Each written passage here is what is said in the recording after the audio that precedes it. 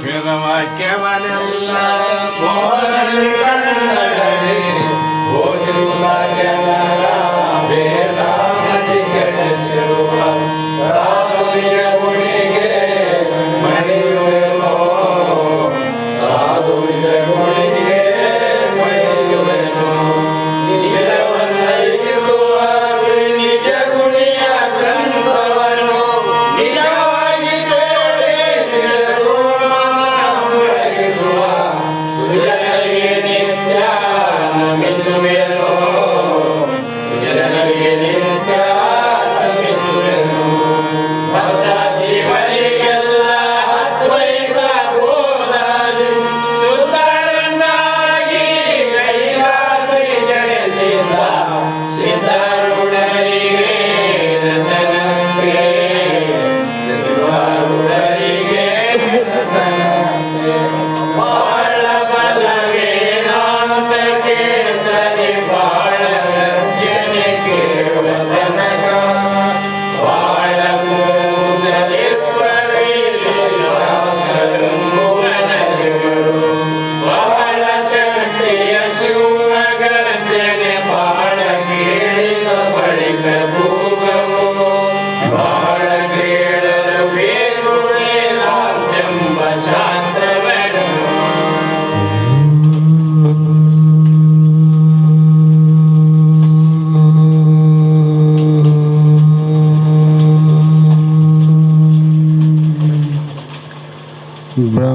ब्रह्मानन्दं परमसुखदं केवलं ज्ञानमूर्तिं द्वन्द्वातीतं गगनसदृशं तत्त्वमस्यादिलक्ष्यम् एकम् एवं विमलाचलं सर्वदि साक्षीभूतं भावातीतं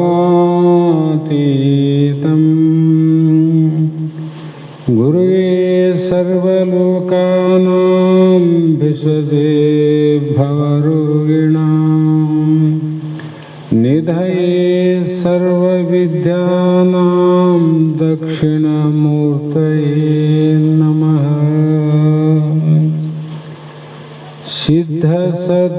सिद्धसद्गुरुपादाब्जं जननी जनकस्ततः तत्त्वोपदेशकर्तारं नत्वा भक्तिपुरस्सरम्। जगदादि जगद्गुरु अद्वैत सार्वभौम भक्तर मुक्तर कल्पवृक्ष कामधेनु सद्गुರು ಸಿದ್ಧಾರೂಢ ಮಹಾಸ್ವಾಮಿಗಳ ಶ್ರೀಪಾದ ಪದ್ಮಗಳಿಗೂ ಆರೂಢ ಜ್ಯೋತಿ ಸದ್ಗುರು ಶಿವಪುತ್ರ ಮಹಾಸ್ವಾಮಿಗಳ ಶ್ರೀಪಾದಗಳಿಗೂ ಶ್ರೋತ್ರಿಯ ಬ್ರಹ್ಮನಿಷ್ಠರು ಬ್ರಹ್ಮಲೀನರು ಸದ್ಗುರು ಬಸವಾನಂದ ಮಹಾಸ್ವಾಮಿಗಳ ಶ್ರೀ ಚರಣ ಕಮಲಗಳಿಗೂ ಅನಂತ ದೀರ್ಘ ದಂಡ ಪ್ರಣಾಮಗಳನ್ನು ಸಮರ್ಪಿಸುತ್ತ ಸದ್ಗುರು ಸಿದ್ಧಲಿಂಗಪ್ಪ ತಾತ ಕಪಗಲ್ ಇವರನ್ನು ಮನದೋಳು ಧ್ಯಾನಿಸುತ್ತ ತಮ್ಮೆಲ್ಲರಿಗೂ ವಂದಿಸುತ್ತ ಇವತ್ತಿನ ದಿನ ಈ ಪುಣ್ಯಮಯ ಕಾರ್ಯದಲ್ಲಿ ಭಾಗಿಗಳಾದಂಥ ಪ್ರತ್ಯಕ್ಷ ಮತ್ತು ಅಪ್ರತ್ಯಕ್ಷವಾಗಿ ಇವತ್ತಿನ ವಿಷಯವನ್ನು ಆಲಿಸುವಂಥ ಎಲ್ಲ ಪುಣ್ಯಾತ್ಮರಿಗೂ ಮತ್ತೊಮ್ಮೆ ನಮನಗಳನ್ನು ಸಮರ್ಪಿಸುತ್ತಾ ಇವತ್ತಿನ ದಿನ ಪ್ರಾರಂಭದಲ್ಲಿ ಜಗತ್ತಿನಲ್ಲಿ ಇಲ್ಲಿವರೆಗೂ ಆಗಿ ಹೋದಂಥ ಹುಟ್ಟಿ ತಮ್ಮ ಜನ್ಮವನ್ನು ಸಾರ್ಥಕ ಮಾಡಿಕೊಂಡಂಥ ಅಷ್ಟೇ ಅಲ್ಲದೆ ಎಷ್ಟೋ ಜೀವಿಗಳನ್ನು ಉದ್ಧಾರ ಮಾಡಿ ಭವರೋಗದಿಂದ ಮುಕ್ತರನ್ನಾಗಿ ಮಾಡಿದಂಥ ಋಷಿಗಳು ಎಷ್ಟೋ ಜನ ಆಗಿ ಹೋದರು. ವ್ಯಾಸ ಮಹಾಋಷಿಯಿಂದ ಪ್ರಾರಂಭವಾಗಿ ಆಚಾರ್ಯ ಶಂಕರರ ಆದಿಯಾಗಿ ಮತ್ತು ಬಸವಾದಿ ಶರಣರ ಪ್ರಮುಖರ ಮೊದಲುಗೊಂಡು ಇವತ್ತಿನ ದಿನ ಅವರೆಲ್ಲರನ್ನ ಸ್ಮರಣೆ ಮಾಡುವಂಥ, ನೆನಪು ಮಾಡುವಂಥ, ಚಿಂತನೆ ಮಾಡುವಂಥ, ಯಾರಿಗೆ ಇದು ಅತಿ ಮುಖ್ಯ ಅಂದರೆ ಮುಮುಕ್ಷುಗಳಿಗೆ ಅತ್ಯಂತ ಮುಖ್ಯವಾದ ದಿನ. ಉಳಿದವರಿಗೆ ಜಾತ್ರೆ, ಯಾತ್ರೆ, ರಾತ್ರಿಗಳು ಬಹಳ ಚಿಂತನೆ ಮಾಡ್ತಾರೆ. ಅವರಿಗೆ ಜಾತ್ರೆಗಳೇ ಬಹಳ ಶ್ರೇಷ್ಠ. ಮತ್ತು ಕಾಶಿ ರಾಮೇಶ್ವರ ಅನ್ನುವಂಥ ಯಾತ್ರೆಗಳು ಶ್ರೇಷ್ಠ. ಇನ್ನು ಕೆಲವು ಜನರಿಗೆ ರಾತ್ರಿಗಳು ಬಹಳ ಶ್ರೇಷ್ಠ. ರಾತ್ರಿಯಲ್ಲಿ ಶಿವರಾತ್ರಿ ಶ್ರೇಷ್ಠ ಅಂದರೆ, ಯಾತ್ರೆಯಲ್ಲಿ ಕಾಶಿ ಶ್ರೇಷ್ಠ ಅಂದರೆ, ಜಾತ್ರೆಯಲ್ಲಿ ಶ್ರೀಶೈಲ ಅಂತ ಬರೆದಾರ. ನೀವು ಮುಂದೆ ಬರ್ರಿ ಬಿಡ್ಬೇಡಿ, ಜಾಗ ಬಿಡ್ಬೇಡ್ರಿ. ಈ ರೀತಿಯಾಗಿ ಕೆಲವು ಜನ ಏನು ಮಾಡ್ತಾರೆ ಪ್ರಪಂಚಕರಂದರೆ, ನಾವು ಬಹಳ ಜಾತ್ರೆಗಳನ್ನು, ಯಾತ್ರೆಗಳನ್ನು ಮತ್ತು ರಾತ್ರಿಗಳನ್ನು ವಿಶೇಷವಾಗಿ ನಾವೆಲ್ಲರೂ ವಿಚಾರವನ್ನು ಮಾಡ್ತೀವಿ. ಆದರೆ ಮೋಕ್ಷದ ಆಪೇಕ್ಷೆ ಉಳ್ಳಂಥ ಮುಮುಕ್ಷುಗಳು ಯಾರ ಸ್ಮರಣೆಯನ್ನು, ಯಾರ ನೆನಪನ್ನು ಮಾಡಬೇಕು ಅಂದರೆ ಅದು ಪೂರ್ಣವಾದಂಥ ವಸ್ತುವಿನ ಬಗ್ಗೆ ವಿಚಾರ ಮಾಡೋದು. ಅದಕ್ಕಾಗಿ ಜಗತ್ತಿನಲ್ಲಿ ನಾವೆಲ್ಲರೂ ಯಾವುದು ಪೂರ್ಣ ಅಂತ ವಿಚಾರ ಮಾಡಿದಾಗ ಈ ದೇಹವು ಕೂಡ ಯಾರ್ದು ಪೂರ್ಣ ಅಲ್ಲ, ಮಧ್ಯಕಾಲದಲ್ಲಿ ಹೋಗ್ತದೆ. ಮತ್ತು ಬೇರೆ ಲೋಕವು ಕೂಡ ಪೂರ್ಣ ಅಂದರೆ ಅದು ಪೂರ್ಣ ಅಲ್ಲ, ಅದು ಪ್ರಳಯವಾಗುತ್ತದೆ. ಇದೇ ಪ್ರಕಾರ ವಿಚಾರ ಮಾಡ್ತಾ ಹೋದಂತೆಲ್ಲ ಜಗತ್ತಿನಲ್ಲಿ ಪೂರ್ಣವಾದ ವಸ್ತು ಯಾವುದು ಅಂತ ನಾವು ಮೊದಲು ವಿಚಾರ ಮಾಡಿ, ನಮಗೆ ಆಗದಂಥ ವಿಚಾರವನ್ನು ಮಹಾತ್ಮರು, ಶರಣರು, ಋಷಿಗಳು, ವೇದಗಳು ಕೂಡ ಸಾರಿ ಹೇಳಿದವು. ಜಗತ್ತಿನಲ್ಲಿ ಪೂರ್ಣವಾದ ವಸ್ತು ಯಾವುದಂದರೆ ಅದು ಗುರು ಅಂತ ಕರೆದರು. ಅದಕ್ಕಾಗಿ ಇವತ್ತೆಲ್ಲ ನಾವು ಯಾಕೆ ಸೇರಿವಂದರೆ, ಗುರು ಪೂರ್ಣ ಅಂತ ಅರ್ಥ ಮಾಡಿದಾಗ ಜಗತ್ತಿನಲ್ಲಿ ಪೂರ್ಣವಾದ ವಸ್ತು ಯಾವುದು? ಸಾಮಾನ್ಯದಲ್ಲಿ ನಾವು ದೇವರಂತೀವಿ, ಇಲ್ಲ ಪರಮಾತ್ಮ ಅಂತೀವಿ, ಪರಬ್ರಹ್ಮ ಅಂತೀವಿ, ಶಿವ ಅಂತೀವಿ. ಇರಲಿ, ಜಗತ್ತಿನಲ್ಲಿ ಪೂರ್ಣವಾಗಿ ಇರುವುದು ಅದು ಬ್ರಹ್ಮ ಒಂದೇ, ಅದು ಆತ್ಮ ಅಂತ ಕರಿತೀವಿ ನಾವು. ಆತ್ಮನನ್ನ ಬಿಟ್ಟರೆ ಪೂರ್ಣವಾದದ್ದು ಜಗತ್ತಿನಲ್ಲಿ ಯಾವುದೂ ಇಲ್ಲ, ಎಲ್ಲವೂ ಅಪೂರ್ಣ. ಅದಕ್ಕಾಗಿ ಶ್ರುತಿ ಮತಗಳು ಜಗತ್ತಿನಲ್ಲಿ ಗುರು ಶಿಷ್ಯ ಸಂವಾದ ಅಂತ ಮಾಡಿದರೆ ವಿನಃ ಆ ಪೂರ್ಣನಾದ ಗುರುವಿಗೂ ಇಂಥ ಹೆಸರಂತ ಹೇಳಿಲ್ಲ, ಆ ಶಿಷ್ಯನಿಗೂ ಹೆಸರಿಟ್ಟಿಲ್ಲ. ನೋಡ್ರಿ, ಶ್ರುತಿಗಳು, ವೇದಗಳು ಎಲ್ಲವನ್ನ ಬೋಧ ಮಾಡಿದರೆ ಇಂಥ ಹೆಸರಿನವನೇ ಗುರು ಅಂತ ಹೇಳಿಲ್ಲ, ಇಂಥ ಕುಲದವನು, ಜಾತಿಯವನು ಶಿಷ್ಯ ಅಂತ ಹೇಳಿಲ್ಲ. ಯಾಕಂದರೆ ಅಲ್ಲಿ ಹೇಳಕ್ಕೆ ಬರೋದಿಲ್ಲ. ಹಾಗಾಗಿ ಇವತ್ತು ಜಗತ್ತಿನಲ್ಲಿ ಈ ಮಾನವನಾಗಿ ಹುಟ್ಟಿ ಗುರುಪಾದಕ್ಕೆ ಶರಣಾಗತನಾಗಿ ಗುರುವಾಕ್ಯವನ್ನು ಮೀರದೆ ಸತತವಾಗಿ ಗುರು ಮಂತ್ರದಿಂದ ಪ್ರಾರಂಭ ಮಾಡಿಕೊಂಡು ಯಾವ ವೇದಾಂತಗಳ ಶ್ರವಣಾದಿಗಳನ್ನು ಮಾಡಿ ಯಾರು ತಮ್ಮ ಸ್ವರೂಪ ಸಾಕ್ಷಾತ್ಕಾರವನ್ನು ದೃಢ ಮಾಡಿಕೊಂಡಿದ್ದಾರೆಯೋ ಅವರೇ ಪೂರ್ಣ ಅಂತ ಕರೆದರಿವಿನ ಹೆಸರು ಹೇಳಿಲ್ಲ ಅವರು. ಎಲ್ಲ ಗ್ರಂಥಗಳು ಬಹಳಷ್ಟು ಬಂದವ, ನಿಜಗುಣದ ಗ್ರಂಥ ಬಂದ, ಸಪ್ಪಣ್ಣಾರಿಯರ ಗ್ರಂಥಾವ, ಮಹಾಲಿಂಗರಂಗರ ಗ್ರಂಥಾವ. ಎಲ್ಲ ಗ್ರಂಥಗಳು ಕೂಡ ಬರೆದವರು ಯಾರು ಅಂದರೆ ಒಬ್ಬರು ನಿಜಗುಣರು ಅಂತ ಬರೆದರು, ಸರ್ಪಭೂಷಣರು ಅಂತ ಬರೆದರು, ಅನುಭವಾಮೃತ ಬರೆದರು. ಅವರೆಲ್ಲರ ಬರೆದವರ ಹೆಸರು ಮಾತ್ರ ಗ್ರಂಥದಲ್ಲಿ ಯಾವ ನೋಡ್ರಿ, ಗ್ರಂಥದಲ್ಲಿ ಯಾವಿಲ್ಲ. ಆದರೆ ಉಪನಿಷತ್ತುಗಳು ಯಾರು ಹೇಳಿದರು, ಯಾರು ಬರೆದ್ರು ಅಂತ ಎಲ್ಲೇನ ವಿಳಾಸ ಅದೇನು? ಉಪನಿಷತ್ತುಗಳಿಗೆ ಎಂಥವರು ಬರೆದ್ರು, ಇಂಥ ಸಮಯದಲ್ಲಿ ಅದು ಮುದ್ರಣ ಆಯಿತು, ಇದು ಇಷ್ಟನೇ ಮುದ್ರಣ ಅಂತ ಯಾವ ಉಪನಿಷತ್ತಿನಲ್ಲಿ ಇಲ್ಲ. ಯಾಕಿಲ್ಲಂದರೆ ಅದು ಗುರು ಮತ್ತು ಶಿಷ್ಯರ ಸಂವಾದವೇ ವಿನಃ ಅದು ಹುಡುಗಾಟಿಯ ಮಾತಲ್ಲ ಅಂತ ಅಲ್ಲಿ ಹೇಳಿಲ್ಲ. ಹಾಗಾಗಿ ಒಬ್ಬ ಗುರು ಹೇಗಾಗಿರ್ತಾನಂದ್ರೆ, ಗುರು ಆಗಬೇಕಾಗಿದ್ರೆ ನಾವು ದೊಡ್ಡ ದೊಡ್ಡ ಮಠವನ್ನೇ ಕಟ್ಟಬೇಕಂತೇನಿಲ್ಲ, ಅಥವಾ ಮನೆಯಲ್ಲಿ ಇದ್ದು ನಾವು ಅರಣ್ಯವಾಸವನ್ನೇ ಮಾಡಬೇಕಂತೂ ಏನಿಲ್ಲ. ನಾವು ಗಳಿಸಿದ ಸಂಪತ್ತನ್ನು ಎಲ್ಲ ಬಿಟ್ಟು ಇನ್ನೊಬ್ಬರಿಗೆ ಕೊಟ್ಟವನು ಅಂತ ಅರ್ಥ ಅಲ್ಲ. ಮತ್ತು ಗುರು ಅಂದರೆ ಹೆಂಗಿರಬೇಕು, ಹೇಗಿರಬೇಕು ಅಂದರೆ, ಅವನು ಕುಲದಿಂದ ದೊಡ್ಡವನಾದರೆ ಗುರುವಲ್ಲ, ಕುಲದಿಂದ ಚಿಕ್ಕವನಾದರೂ ಗುರುವಿಲ್ಲ, ಬಡತನದಿಂದ ಬಡವಾದರೂ ಕೂಡ ಅವನು ಗುರುವಲ್ಲ, ಶ್ರೀಮಂತನಾದರೂ ಗುರುವಲ್ಲ.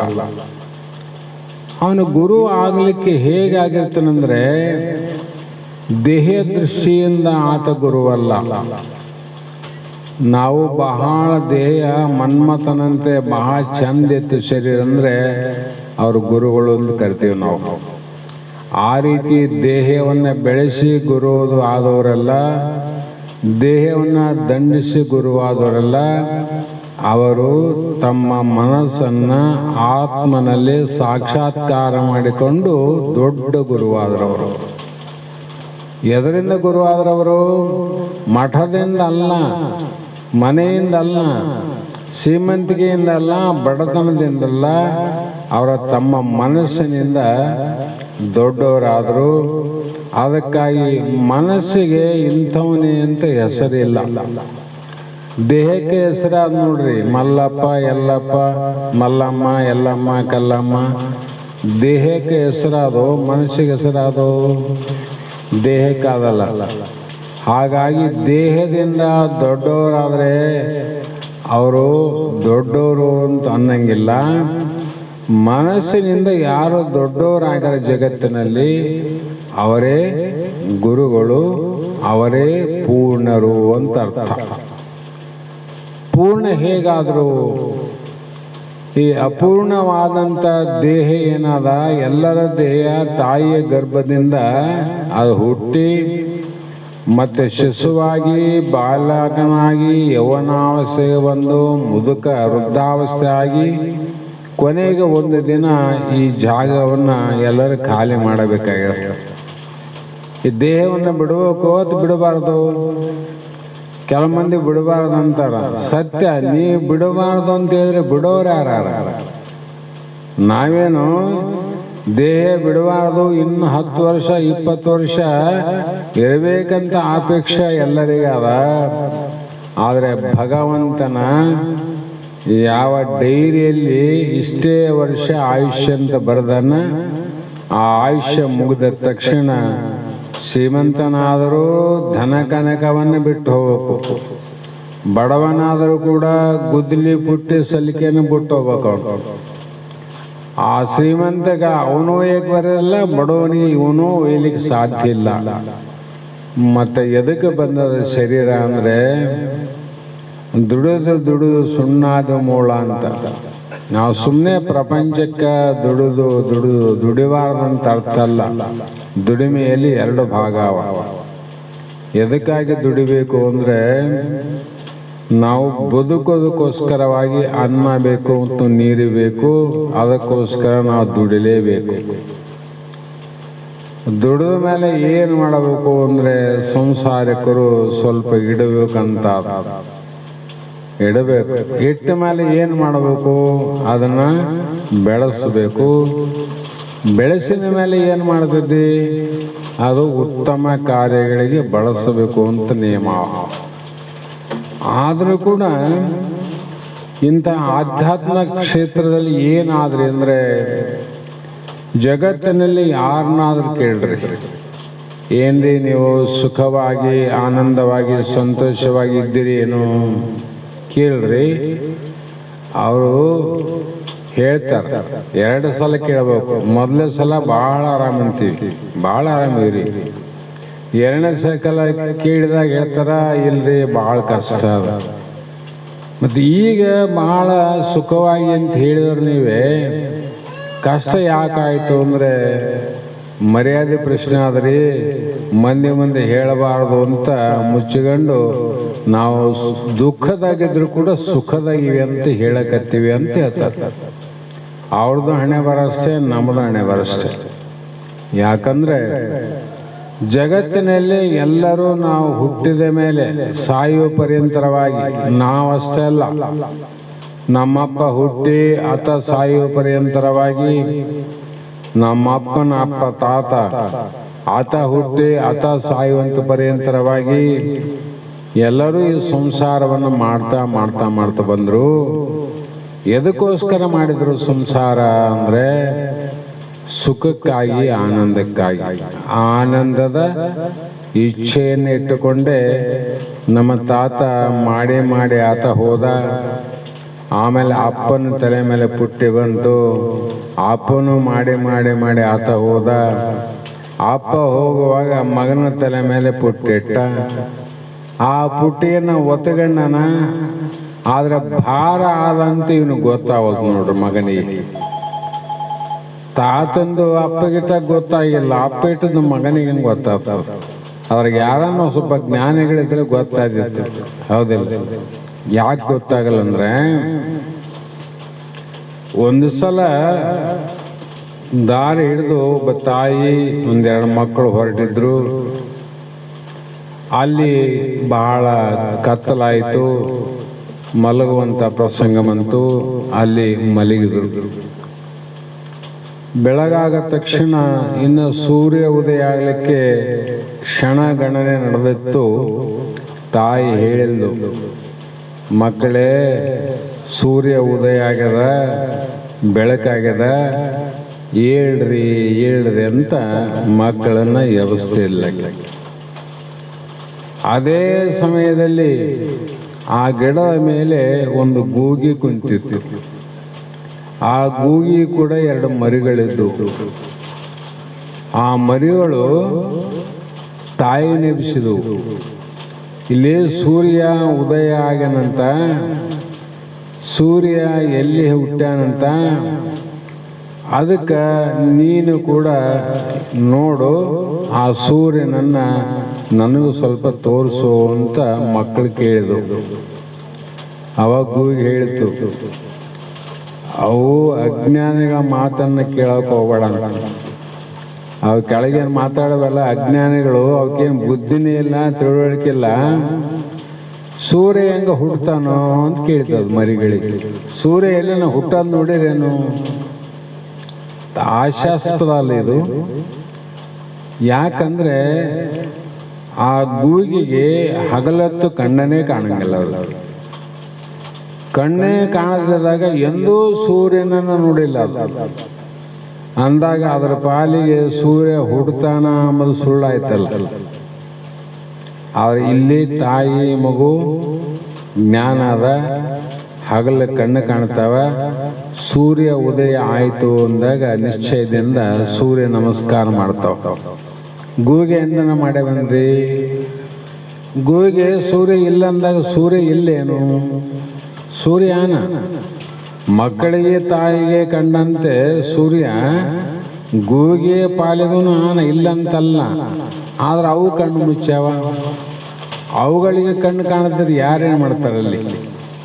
ಅದರಂತೆ ಜಗತ್ತಿನಲ್ಲಿ ಸುಖದ ಇಚ್ಛೆಯನ್ನು ಪಟ್ಟುಕೊಂಡು ಕೆಲವು ಗುಂಪು ಹೇಳ್ತದ ಸುಖ ಹೇಗೆ ಪಡೆಯೋದು, ಶಾಂತಿ ಹೇಗೆ ಪಡೆಯೋದು, ನಾವು ಆನಂದವಾಗಿರೋದು ಯಾವಾಗ ಹೇಗೆ ಅಂತ ಕೇಳಿದಾಗ ಕೆಲವರು ಹೇಳ್ತಾರೆ, ನೋಡು ನೀನು ಏನು ಮಾಡೋ, ವ್ಯವಹಾರವನ್ನು ಮಾಡೋ ಅಥವಾ ಇನ್ನೊಂದು ವಿಷಯಗಳನ್ನು ಸಂಪಾದನೆ ಮಾಡೋ, ಧನ ಸಂಪಾದನೆ ಮಾಡು, ಕನಕ ಸಂಪಾದನೆ ಮಾಡು, ಬೆಳ್ಳಿ ಸಂಪಾದನೆ ಮಾಡು, 1, 2, 3 ಮಕ್ಕಳನ್ನು ಹೆಚ್ಚಿಗೆ ಪಡಿ, 4 ಮಕ್ಕಳು 4 ಕಾರ್ಯ ಮಾಡಿ ದುಡಿದರೆ ನಿನ್ನ ಸಂಪತ್ತು ಹೆಚ್ಚಿಗೆ ಆಗ್ತದ, ಅವಾಗ ಸುಖ ಆಗ್ತದ ಅಂತ ಕೆಲವು ಮಂದಿ ಹೇಳಿದ್ರು ನೋಡ್ರಿ.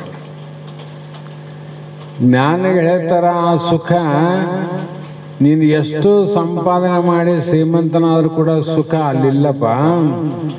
ಅದು ಎಲ್ಲಿದೆ ಸುಖ ಅಂದರೆ ಒಬ್ಬ ಶ್ರೋತ್ರಿಯ ಬ್ರಹ್ಮಷ್ಠ ಸ್ವರೂಪನಾದಂಥ ಪೂರ್ಣನಾದ ಗುರುನಾಥೇನನ, ಆ ಗುರುನಾಥನ ಸಂಪರ್ಕ ಮಾಡಿದಾಗ ಮಾತ್ರ ನಿನಗೆ ಸವಿಯದ ಸಂಪತ್ತು ಪ್ರಾಪ್ತಿ ಆಗ್ತದೆ. ಇವರು 2-3 ಗಿಡದ ಕೆಳಗೆ ಪ್ರಪಂಚ ಮಾತಾಡೋರು ಯಾರ ಇಲ್ಲಪ್ಪ.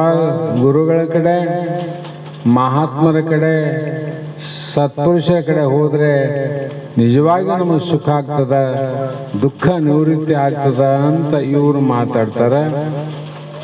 ಗೂಗಿ ಇದ್ದಂಗೆ ಸಮಾಜದಾಗ ಭಾಳ ಮಂದಿ ಅಲ್ಲದೆ ಅವ್ರು ಏನಂತಾರೆ, ತಲೆ ಕೆಟ್ಟದ, ಅವ್ರ ಮಾತು ನೀ ಕೇಳಬೇಡ ಅಂತ ಅವಕ್ಕ ತಲೆ ಕೆಟ್ಟದ. ಅದಕ್ಕಾಗಿ ಅಲ್ಲಿ ಸುಖ ಇಲ್ಲ ಅಂತ ಹೇಳ್ತಾರೆ. ಅದಕ್ಕೆ ಅವ್ರ ಮಾತು ನಿನ್ನ ಕಿವಿಗೆ ಹಾಕಬೇಡ, ನೀನು ಇವತ್ತು ಬೇಡ, ಒಂದು ವೇಳೆ ಶಾಸ್ತ್ರಕ್ಕೆ ಹೋಗಿದ್ರೆ ನಾಳೆ ಹೋಗ್ಬೇಡ ಅಂತ ಹೇಳ್ಬಿಡ್ತಾರೆ ಅವರು. ನಾಳಿಂದ ಹೋಗ್ಬೇಡ, ಯಾಕಂದ್ರೆ ಅವ್ರಿಗೆ ಗೊತ್ತಿಲ್ಲ ಅಂತ. ಅದು ನಿಜವಾಗಿ ಗೊತ್ತಿಲ್ಲ, ಅಜ್ಞಾನ ಅದ. ಹಾಗಾಗಿ ನಾವು ಯಾವುದನ್ನು ವಿಚಾರ ಮಾಡೋದು ಇವತ್ತಿನ ದಿನದಲ್ಲಿ ಅಂದರೆ ಪೂರ್ಣವಾದ ವಸ್ತು ಅದು ಆತ್ಮ ಅಥವಾ ಪರಬ್ರಹ್ಮ ಅಥವಾ ಪರಮಾತ್ಮ. ಅದು ಒಂದನ್ನು ಬಿಟ್ಟರೆ ಎಲ್ಲವೂ ಅಪೂರ್ಣವಾದವು, ಮಧ್ಯದಲ್ಲಿ ಕೈ ಕೊಟ್ಟು ನಮ್ಮನ್ನು ಬಿಟ್ಟು ಹೋಗವೆ. ಅದು ಏನು ಬಿಡ್ತದ ಅಂತ ವಿಚಾರ ಮಾಡಬೇಕಾಗ್ಯದ. ದೇಹ ನಮ್ಮನ್ನು ಬಿಟ್ಟು ಮಧ್ಯದಲ್ಲಿ ಹೋಗ್ತದೆ ವಿನ ನನ್ನನ್ನು ಕರೆಕೊಂಡು ದೇಹ ಹೋಗ್ಲಿಕ್ಕೆ ಬರೋದಿಲ್ಲ, ಬಂದರೆ ಅದು ಬಿಡುತ್ತಿದ್ದಿಲ್ಲ. ಅದು ಹೇಗೆ ಹೇಳ್ತೀರಿ ಅಂತ ವಿಚಾರ ಮಾಡಬಹುದಲ್ಲ. ಈ ಮನೆಯೊಳಗಿನ ಮಠದಲ್ಲೇ ಬೈಲಾದಲ್ಲ, ಈ ಬೈಲನ್ನ ಮನೆ ಬಿತ್ತು ಅಂದಾಗ, ಗೋಡೆ ಬಿತ್ತು ಅಂದ್ರೆ ಈ ಬೈಲಿನ ತಗೊಂಡೇ ಬೀಳ್ತದೇನದು. ಬೈಲಿನ ತಗೊಂಡು ಹೋಗೋದಿಲ್ಲ ಮನೆ. ಯಾಕೆ ತಗೊಂಡು ಹೋಗ್ಬಾರ್ದಾಗಿತ್ರಿ? ತಗೊಂಡು ಹೋಗಿ ಬರೋದಿಲ್ಲ ಅಂತ. ಬಂದ್ರೆ ಅದು ಬಿಡ್ತಿದ್ದಿಲ್ಲ. ಕಾರಣ ಬೈಲು ನಿರಾಕಾರ ಅದ, ಈ ಮಠಕ್ಕೆ ಆಕಾರ ಅದ. ಆಕಾರಕ್ಕೆ ನಾಶ ಆದವಿನ ನಿರಾಕಾರವಾದಂಥ ವಸ್ತುವಿಗೆ ಅದು ನಾಶ ಇಲ್ಲ. ಆ ನಿರಾಕಾರವಾದ ವಸ್ತು ಯಾವುದು ಅಂತ ಹೋದಾಗ ಗುರು ಹೇಳ್ತಾನ, ನೀನು ಜೀವಾತ್ಮ ಏನಿದ್ದೆಲ್ಲ ನೀನು ಕೂಡ ಪರಮಾತ್ಮನ ಸ್ವರೂಪ ಇದ್ದಿ. ನಿನಗೂ ಕೂಡ ಆಕಾರ ಇಲ್ಲ, ನಿನಗೂ ದೇಹ ಇಲ್ಲ. ದೇಹಕ್ಕೆ ಬಂದಂಥ ಸುಖ ದುಃಖಗಳು ಮರಣಗಳು ಕೂಡ ನಿನಗಿಲ್ಲ ಅಂತ ಹೇಳ್ತಾರಲ್ಲ. ಇಂಥ ಶಕ್ತಿ ಯಾರಿಗಾದಂದ್ರೆ ಈಗಾಗಲೇ ಗುರುವಿಗೆ ಹೋಲುವರೆ ಅಂತ ಮೊದಲು ಪದ್ಯ ಹೇಳಿದ್ರು. ಗುರುವಿಗೆ ಸಮಾನವಾದಂಥ ದೊಡ್ಡ ವಸ್ತು ಯಾವುದಿಲ್ಲ. ಗುರು ಅಂದರೆ ದೊಡ್ಡದು, ಲಘು ಅಂದರೆ ಸಣ್ಣದು. ಇಲ್ಲಿ ಗುರುವೇ ದೊಡ್ಡವನಂದ್ರೆ ಅದಕ್ಕೆ ಅಲ್ಲಿ ಹೇಳಿತು ಗುರು ಸಾಕ್ಷಾತ್ ಪರಬ್ರಹ್ಮ ಅಂತ, ನ ಗುರುರ್ ಅಧಿಕಂ ಅಂತು. ಯಾಕೆ ಇಷ್ಟೆಲ್ಲ ಶ್ರುತಿ ಪ್ರಮಾಣಗಳು ಸಾರಿ ಸಾರಿ ಹೇಳ್ತೇವಂದ್ರೆ ಅವರ ಸ್ವರೂಪನೇ ಆಗಿದ್ದದು. ಅದನ್ನು ಪಡಿಲಿಕ್ಕೆ ಏನು ಮಾಡಬೇಕಂದ್ರೆ ನಾವು ಸ್ವಲ್ಪ ಪ್ರಯತ್ನ ಮಾಡಬೇಕಂತ. ಆತ್ಮಜ್ಞಾನ ಅನ್ನೋದು ಸುಮ್ಮನೆ ಆಗೋದಿಲ್ಲ. ಸುಮ್ಮನೆ ಆತ್ಮಜ್ಞಾನ ಆಗೋದಿಲ್ಲ. ಸುಮ್ಮನೆ ಪ್ರಪಂಚನೇ ಆಗೋದಿಲ್ಲ. ನೀ ಹೇಳ್ದಂಗೆ ಪ್ರಪಂಚ ಆಗೋದಂದ್ರೆ ಪಾರಮಾರ್ಥ ನಾವು ಹೇಳ್ದಂಗೆ ಆಗ್ತದೇನು? ಆಗೋದಿಲ್ಲ. ಅದಕ್ಕಾಗಿ ಇಲ್ಲಿ ಮಹಾತ್ಮರು ಅನಂತ ರೀತಿಯಿಂದ ಶ್ರೀಕೃಷ್ಣ ಭಗವಂತನು ಕೂಡ ಅರ್ಜುನನಿಗೆ 15ನೇ ಅಧ್ಯಾಯದ ಪರ್ಯಂತರವಾಗಿ, ನಿನ್ನೆಯ 9ನೇ ಶ್ಲೋಕದ ಪರ್ಯಂತರವಾಗಿ ಅನಂತ ಅನುಭಾವದ ವಾಕ್ಯಗಳನ್ನು ಭಗವಂತ ಅರ್ಜುನನಿಗೆ ಬೋಧ ಮಾಡಿದ. ಅಂಥ ಗುರುವಿನಲ್ಲಿ ಅಂಥ ಶಕ್ತಿ ಆದೇನೆಂದರೆ, ಕೆಲವೊಂದು ನಿನಗೆ ಗೊತ್ತಿದ್ದ ವಸ್ತುಗಳಲ್ಲಿ ಯಾವ ಶಕ್ತಿ ಆದಂತ ತಿಳ್ಕೋ, ಆಮೇಲೆ ಆ ಬ್ರಹ್ಮನಲ್ಲಿ, ಬ್ರಹ್ಮಸ್ವರೂಪಿಯಾದಂಥ ಗುರುನಾಥನಲ್ಲಿ ಎಂಥ ಶಕ್ತಿ ಆದಂತ ನಮ್ಗೆ ಗೊತ್ತಾಗ್ತದೆ. ನಿನ್ನೆ ಮೊನ್ನೆ ಉದಾಹರಣೆಯನ್ನು ವಿಚಾರ ಮಾಡೀವಿ. ಬೆಳಕು ಬೆಳಕು ಬೆಳಕು ಅಥವಾ ಪ್ರಕಾಶ ಅಂತ ಅದಲ್ಲ. ಈ ಬೆಳಕು ಪ್ರಕಾಶ ಅನ್ನುವುದು ಸೂರ್ಯನಲ್ಲಿ ಇದ್ದಂಥ ಪ್ರಕಾಶ ಬೆಳಕು ಮತ್ತ ಯಾವ ವಸ್ತುವಿನಿಲ್ಲ, ಬೇರೆ ಯಾವ ವಸ್ತುವಿನಿಲ್ಲ. ಅದೇನು? ಸೂರ್ಯನಲ್ಲಿದ್ದಂಥ ಪ್ರಕಾಶದ ಬೆಳಕು ಮತ್ತಾವ ವಸ್ತುವಿನಲ್ಲಿ ಇಲ್ಲವೇ ಇಲ್ಲ.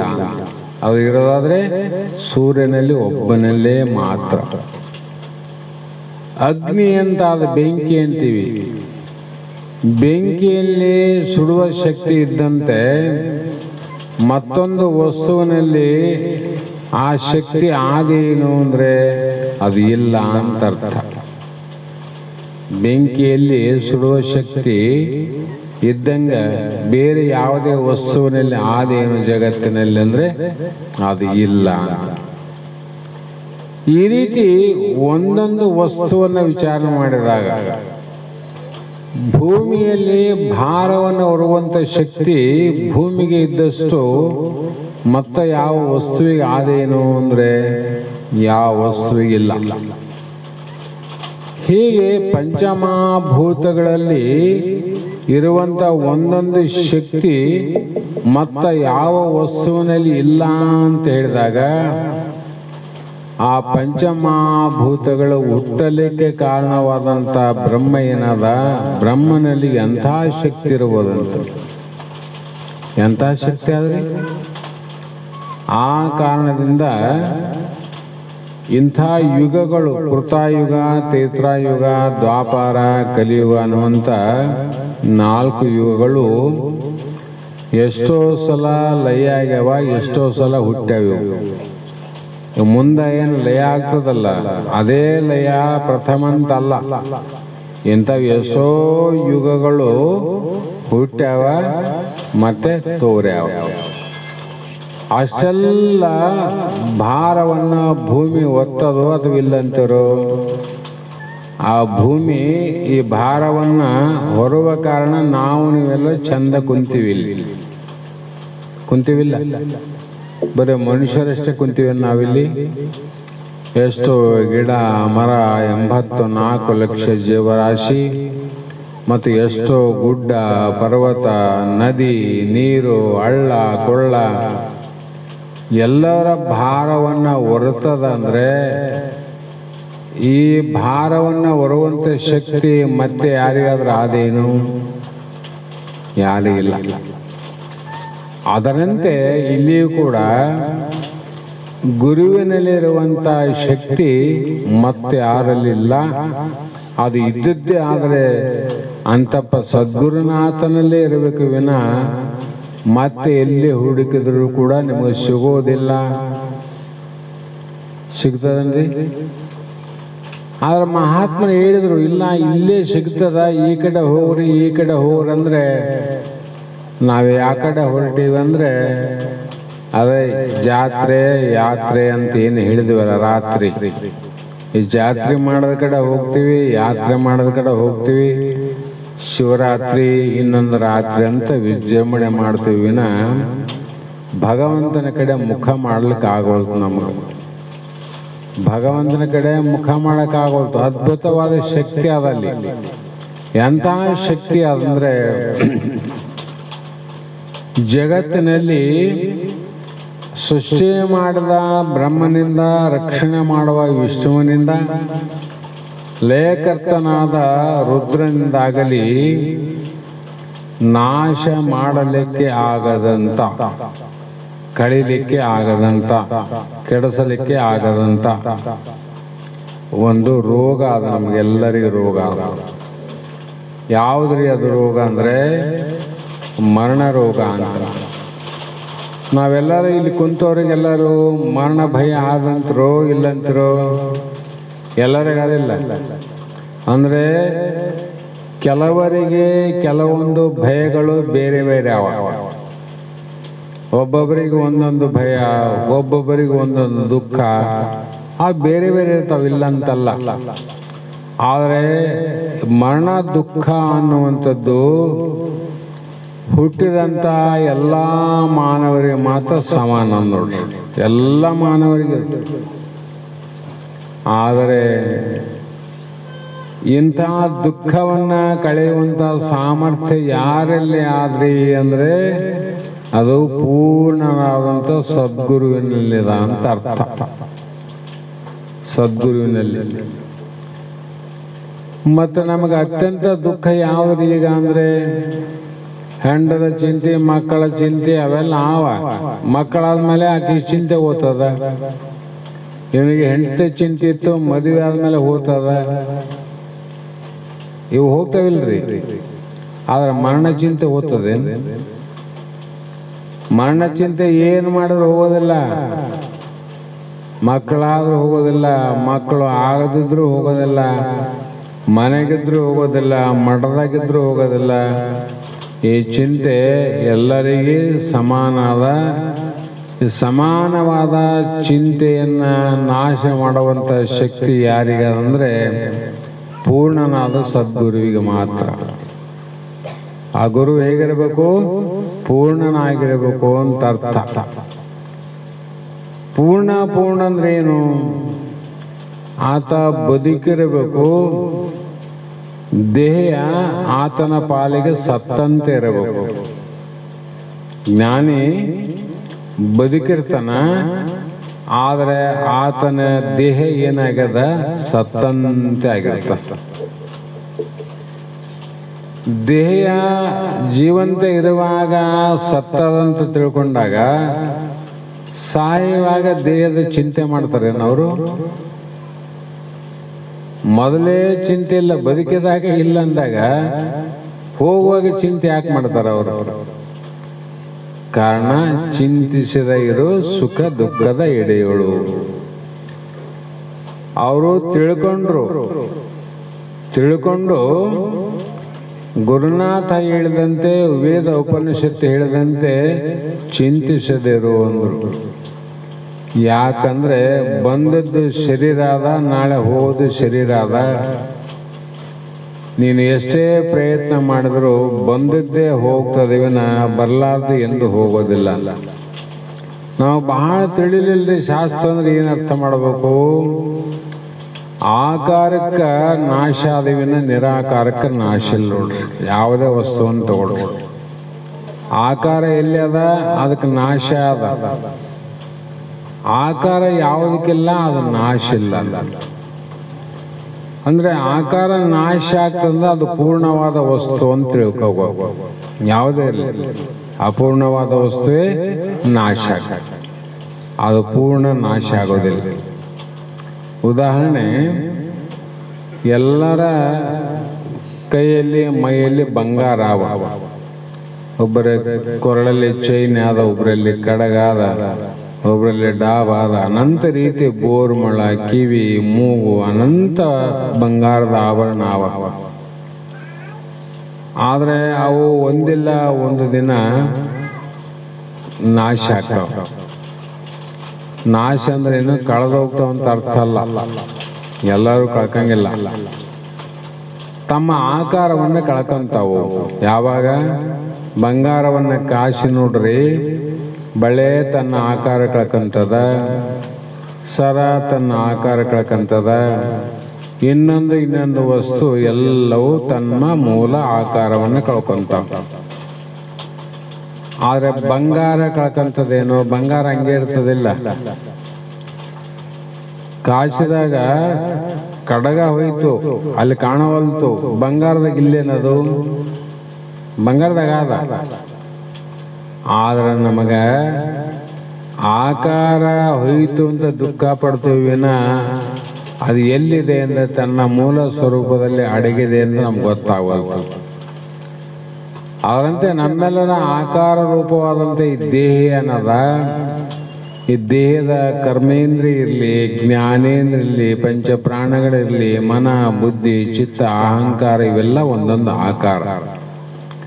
ಇವೆಲ್ಲವೂ ಕೂಡ ಕರಗ್ತಾವೆ. ಯಾವಾಗ ಅಂದರೆ ಅಲ್ಲಿ ಕಾಯಿಸಿದಾಗ ಕರಗ್ತಾವ, ಇಲ್ಲಿ ಪ್ರಾಣ ಹೋದಾಗ ಕರಗ್ತಾವ. ಬಂಗಾರ ಕಾಯಿಸಿದಾಗ ಕರಗ್ತಾವಿಲ್ಲ, ಇಲ್ಲಿ ಪ್ರಾಣ ಹೋದಾಗ ಇವರೂ ಕರಗುವೆ ಇರ್ತಾವೇನೋ, ಇರೋದಿಲ್ಲ. ಮತ್ತೆ ಎಲ್ಲಿ ಹೋದ್ರಿ? ಕಡಗ ಎಲ್ಲೋಯ್ತು, ಸರ ಎಲ್ಲೋಯ್ತು, ಬಂಗಾರದಲ್ಲಿ ಹೋಯ್ತು, ಅದು ಸೇರಿತು.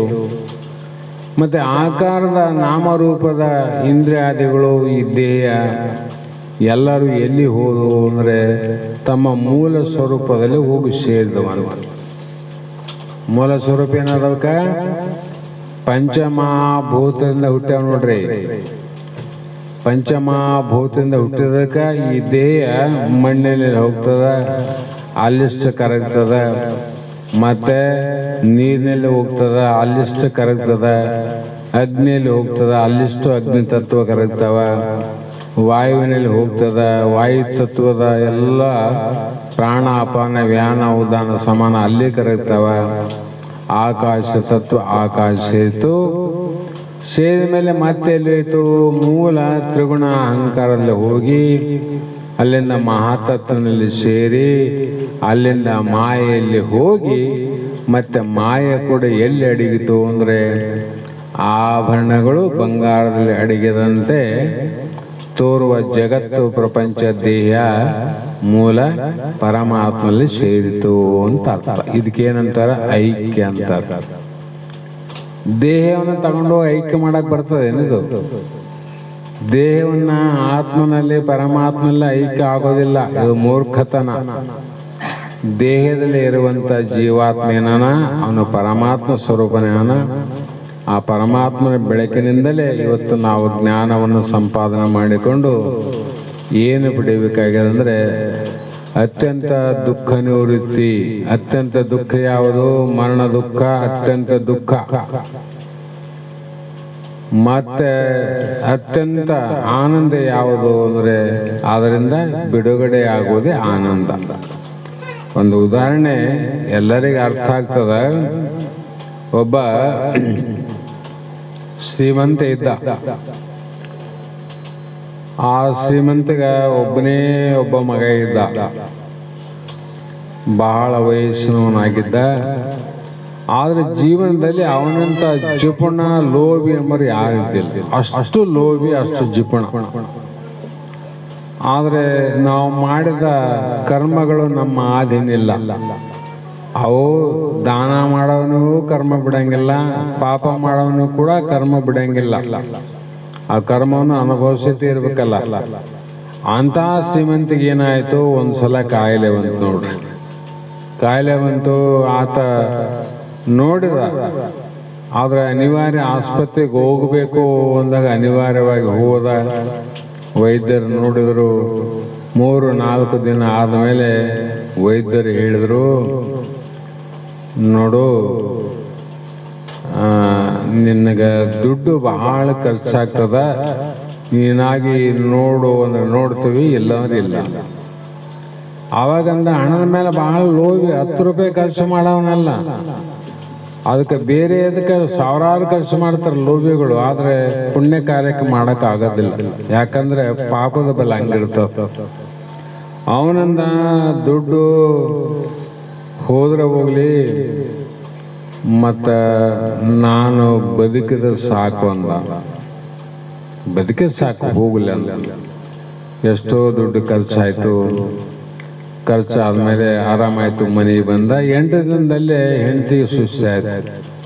ಮತ್ತೆ ದವಾಖಾನೆಗೆ ಹೋದ. ಅವರು ಹೇಳಿದ್ರು, ಬದುಕೋದು ಬಹಳ ಕಷ್ಟ ನೋಡಂದ್ರು. ಏನಾಗಿ ನೋಡಂದ್ರೆ ನೋಡ್ತೀವಿ, ಇಲ್ಲಂದ್ರೆ ಇಲ್ಲ, ಗ್ಯಾರಂಟಿ ಇಲ್ಲ ಅಂತ. ಆವಾಗಂದ ಏನು ನೋಡ್ರಿ ಅಂದ. ನೋಡಿದ್ರು ಅಚಾನಕ್ ಪ್ರಾರಬ್ಧ ಅನುಸಾರವಾಗಿ ಸತ್ತು ಹೋಗ್ಲಿಕ್ಕೆ. ಆಮೇಲೆ ವಿಚಾರ ಮಾಡಿದ, ಹೆಂಡತಿ ಸತ್ರು ಪರವಾಗಿಲ್ಲ, ನಾನು ಬದುಕಿನೆಲ್ಲ ಸಾಕು ಅಂತ ಸಂತೋಷಪಟ್ಟ. ಆಮೇಲೆ ಸ್ವಲ್ಪ ದಿವಸದಲ್ಲಿ ಹೋದಾಗ ಮಗನಿಗಂತ ಕಾಯಿಲೆ ಬಂತು. ಅವನು ದವಾಖಾನೆ ತಂದ. ಅವ್ರು ಹೇಳಿದ್ರು, ನೋಡಂದ್ರೆ ನೋಡ್ತೀವಿ, ಇಲ್ಲಾಂದ್ರೆ ಇಲ್ಲ, ನೋಡ್ರಿ ಅಂದ. ನೋಡಿದ್ರು ಅವನು 15 ದಿವಸ ಸತ್ತು ಹೋದ. ಯಾರೋದ್ರು ಹೆಂಡತಿ ಹೋದ್ಲು, ಮಗ ಹೋದ. ಮೊದಲು ಪ್ರೇಮ ಎಲ್ಲಿಟ್ಟಿದ್ದವನು? ಹಣದ ಮೇಲೆ ಪ್ರೇಮ ಇಟ್ಟವನು. ಹೆಂಡತಿ ಸತ್ರ ಸಾಯಿಲನ್ನವನು, ಮಗ ಸತ್ರ ಸಾಯಿಲನ್ನವನು. ಕೊನೆಗಂದ, ಇವರಿಬ್ಬರು ಸತ್ರ ಬರೋಲ್ಲ, ನಾನು ಬದುಕಿದ ಸಾಕನ್ನ ನೋಡ್ರಿ. ಎಲ್ಲಿವಂತ ಪ್ರೇಮ? ನಾನು ಬದುಕಿದ ಸಾಕು, ಹೋದ್ರೋಗಲ್ಲ. ಆವಾಗ ಸ್ವಲ್ಪ ದಿನ ಆದಮೇಲೆ ಅವನಿಗೆ ಮತ್ತೆ ದೊಡ್ಡ ಕಾಯಿಲೆ ಬಂತು. ಮತ್ತೆ ದವಾಖಾನೆಗೆ ಹೋದ. ವೈದ್ಯರು ಹೇಳಿದ್ರು, ಈಗ ನಿಮ್ಮ ಮನೆಯಲ್ಲಿ ದೊಡ್ಡ ದೋಷ ಅದ, ಎಲ್ಲರಿಗಿಂತ ಮೊದಲು ನೀನೇ ಸಾಯ್ಬೇಕಾಗಿತ್ತು. ಏನು ಬದುಕಿದ್ದಿ, ಪುಣ್ಯ ಅದ. ಆದ್ರೆ ಈಗ ಮಾತ್ರ ಆ ಯಾವ ನಂಜು ಅನ್ನುವಂಥದ್ದು ಬಹಳ ಮೇಲೆ ಬಂದದ. 2 ಕಾಲನ್ನು ಕಡಿಬೇಕಾಗ್ತದ. ನಿನ್ನ ಒಪ್ಪಿಗಿದ್ರೆ ಕಾಲು ಕಡಿದೇವಿ, ಇಲ್ಲಂದ್ರೆ ಇಲ್ಲ ಅಂತ. ಅವಾಗಂದ, ಬದುಕಿದ ಸಾಕು, ಹೋದ್ರೋಗಲಿ 2 ಕಾಲು, ನಾನು ಬದುಕ್ನಲ್ಲ ಅಂತ ವಿಚಾರ ಮಾಡಿ ಕಡಿರಿ ಅಂದ. ಕಡ್ದ ಬಿಟ್ರು. ಒಂದು 6 ತಿಂಗಳ ಹೋಗೋದ್ರಾಗ ಮತ್ತೆ ಆಸ್ಪತ್ರೆಗೆ ಬಂದ. ಏನಪ್ಪ ಸಮಾಚಾರ ಅಂದ. ಇಲ್ಲ, ಈಗ ಮೊದಲು 2 ಕಾಲು ಕಡದೀವಿ, ಈಗ 2 ಕೈ ಕಡಿಬೇಕಂದ. ನಂಜಲ್ಲಿ ಬಂದ, ನಾವೇನು ಮಾಡಕ್ಕಾಗ. ಅವಾಗಂದ, ಹೋದ್ರಲ್ಲಿ ಕೈ ಅಂದ. ಕೈ ಹೋದ್ರಲ್ಲಿ ನಾನು ಬದುಕ್ನಲ್ಲ. ಯಾರಾದ್ರೂ ಬದುಕಲಿಕ್ಕೆ ಯಪ್ಪ ಹೆಣ್ಣಂದ್ರೆ ಯಾರಾದ್ರೂ ಒಂದು ತುತ್ತು ಅನ್ನ ಇಷ್ಟು ನೀರು ಹಾಕ್ತಾರ. ಬದುಕಿದ್ರೆ ನಾನು ಬದುಕಬೇಕು, ಹೋಗೋಷ್ಟು ಹೋಗ್ಲಿ, ಏನ್ ಮಾಡಕ್ಕಾಗ್ತದಂತ ಕಡೀರಿ ಅಂದ. ಕಡ್ದ್ರು. ಸ್ವಲ್ಪ ದಿನ ಆದ್ಮೇಲೆ ಮತ್ತೆ ಅದು ಉಲ್ಬಣ ಆಗ್ತಾ ಬಂತು. ವೈದ್ಯರು ಹೇಳಿದ್ರು, ನಿನ್ನ ಕಣ್ಣನ್ನ ತೆಗಿಬೇಕಾಗಿದೆ ನೋಡಂದ್ರು. ಕಣ್ಣು ತೆಗಿತೀವ ಹೋಗ್ಲಿ ಅಂದ. ಹೋದ್ರು ಅಲ್ಲಿ ಪ್ರಾಣ ಇದ್ರೆ ಸಾಕಂದ. ಪ್ರಾಣ ಅದಲ್ಲ. ಅವಾಗ ಮುಂದೆ ಹೋದಾಗ ಏನು ಪರೀಕ್ಷೆ ಕಾಲ ಬಂತು ಅಂದ್ರೆ, ಆತನಿಗೆ ಮತ್ತೆ ಎಲ್ಲರೂ ಬಂದರು.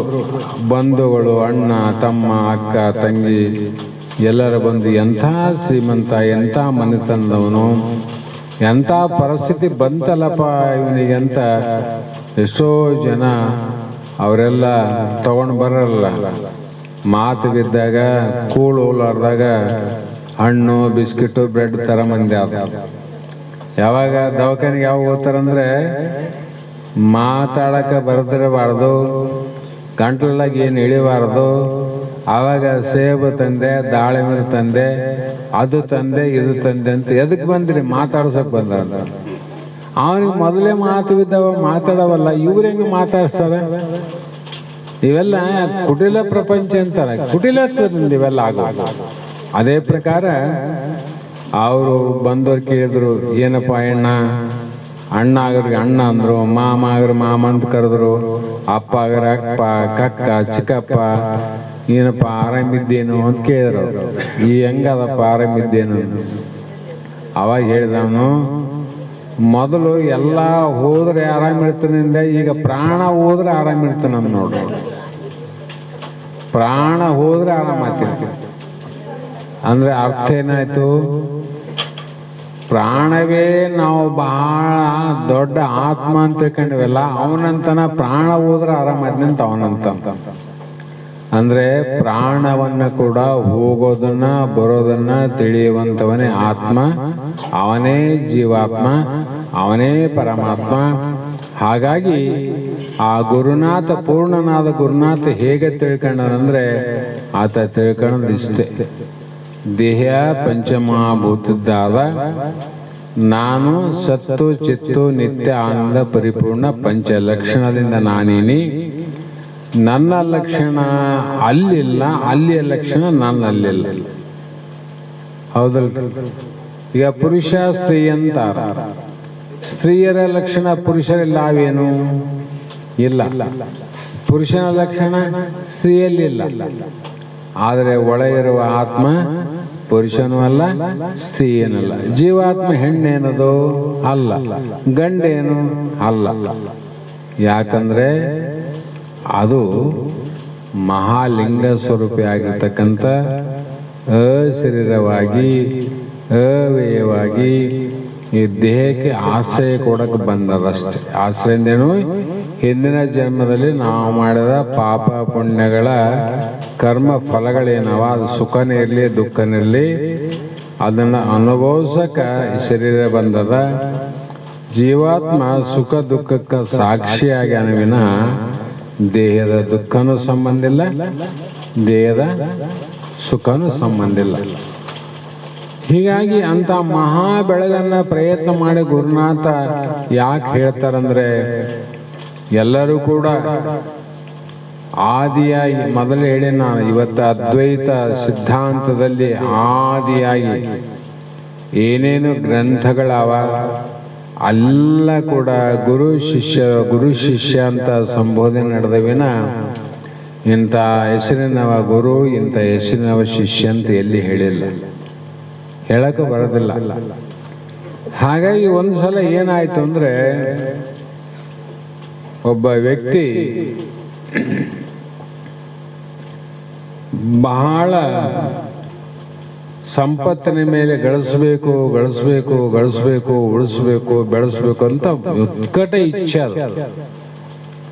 ಆದ್ರೆ ನಾವು ಅನ್ಕೊಂಡಂಗ ಗಳಿಸ್ಬೇಕು ಬೆಳೆಸ್ಬೇಕಂದ್ರೆ ಆಗೋದಿಲ್ಲ. ನಿನ್ನ ಹಣೆ ಬರದಾಗ ಹಿಂದಿನ ಜನ್ಮದ ಪುಣ್ಯ ಇತ್ತು, ಗಳಿಕೆ ತಾನಾಗಿ ಬರ್ತದ. ಹೆಂಗ್ ಬರ್ತದ ಗೊತ್ತಿಲ್ಲ. ನಾವಂತೀವಿ ಆತ ಇಷ್ಟು ಗಳಿಕೆ ಮಾಡದ, ಇದಿಷ್ಟು ಮಾಡದ, ನೀನು ಮಾಡಿ ಏನಾಗ್ಯದ? ಯಾರು ಬೇಡಂದ್ರಪ್ಪ ನಿನಗ?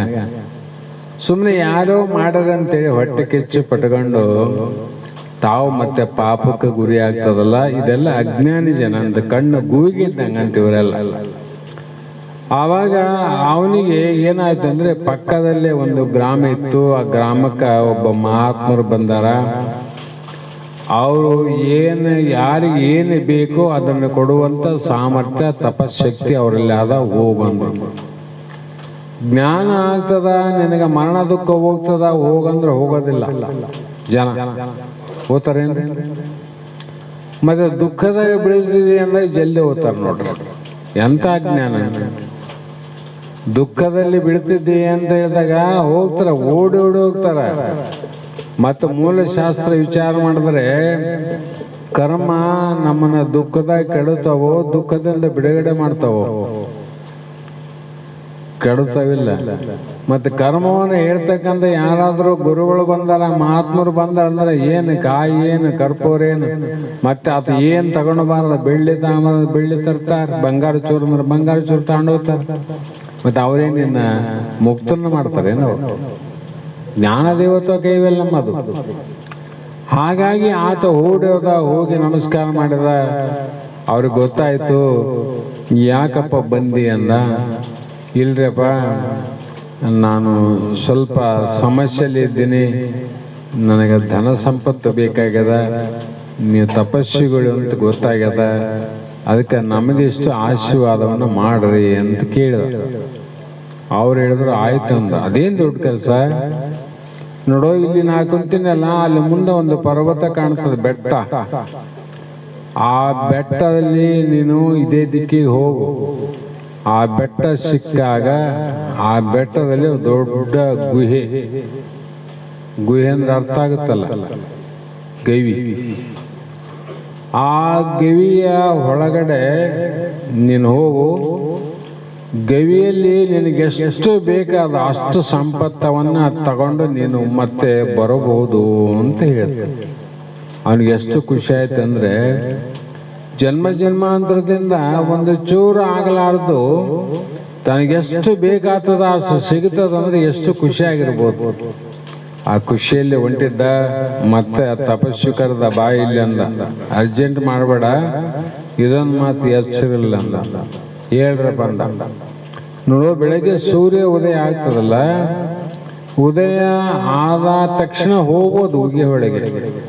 ಆದರೆ ಸೂರ್ಯ ಅಸ್ತಂಗತ ಯಾವಾಗ ಆಗ್ತದ ಅದಕ್ಕಿಂತ ಮುಂಚೆ ಗವಿಯಿಂದ ಹೊರಗೆ ಬರ್ಬೇಕು.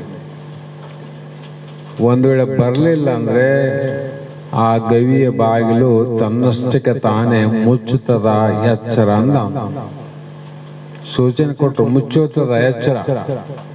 ಅದೇನಂದವನು, ಏನು ಇಷ್ಟು ಮೈ ತೆಕ್ಕಿಗೆ ಎಷ್ಟು ಆತದ ಅಷ್ಟು ಒತ್ಕೊಂಬರೋದು ಎಷ್ಟೊತ್ತು ಬೇಕು, ಅಷ್ಟೊತ್ತು ಯಾಕಿರಲ್ಲ ಅಂದ.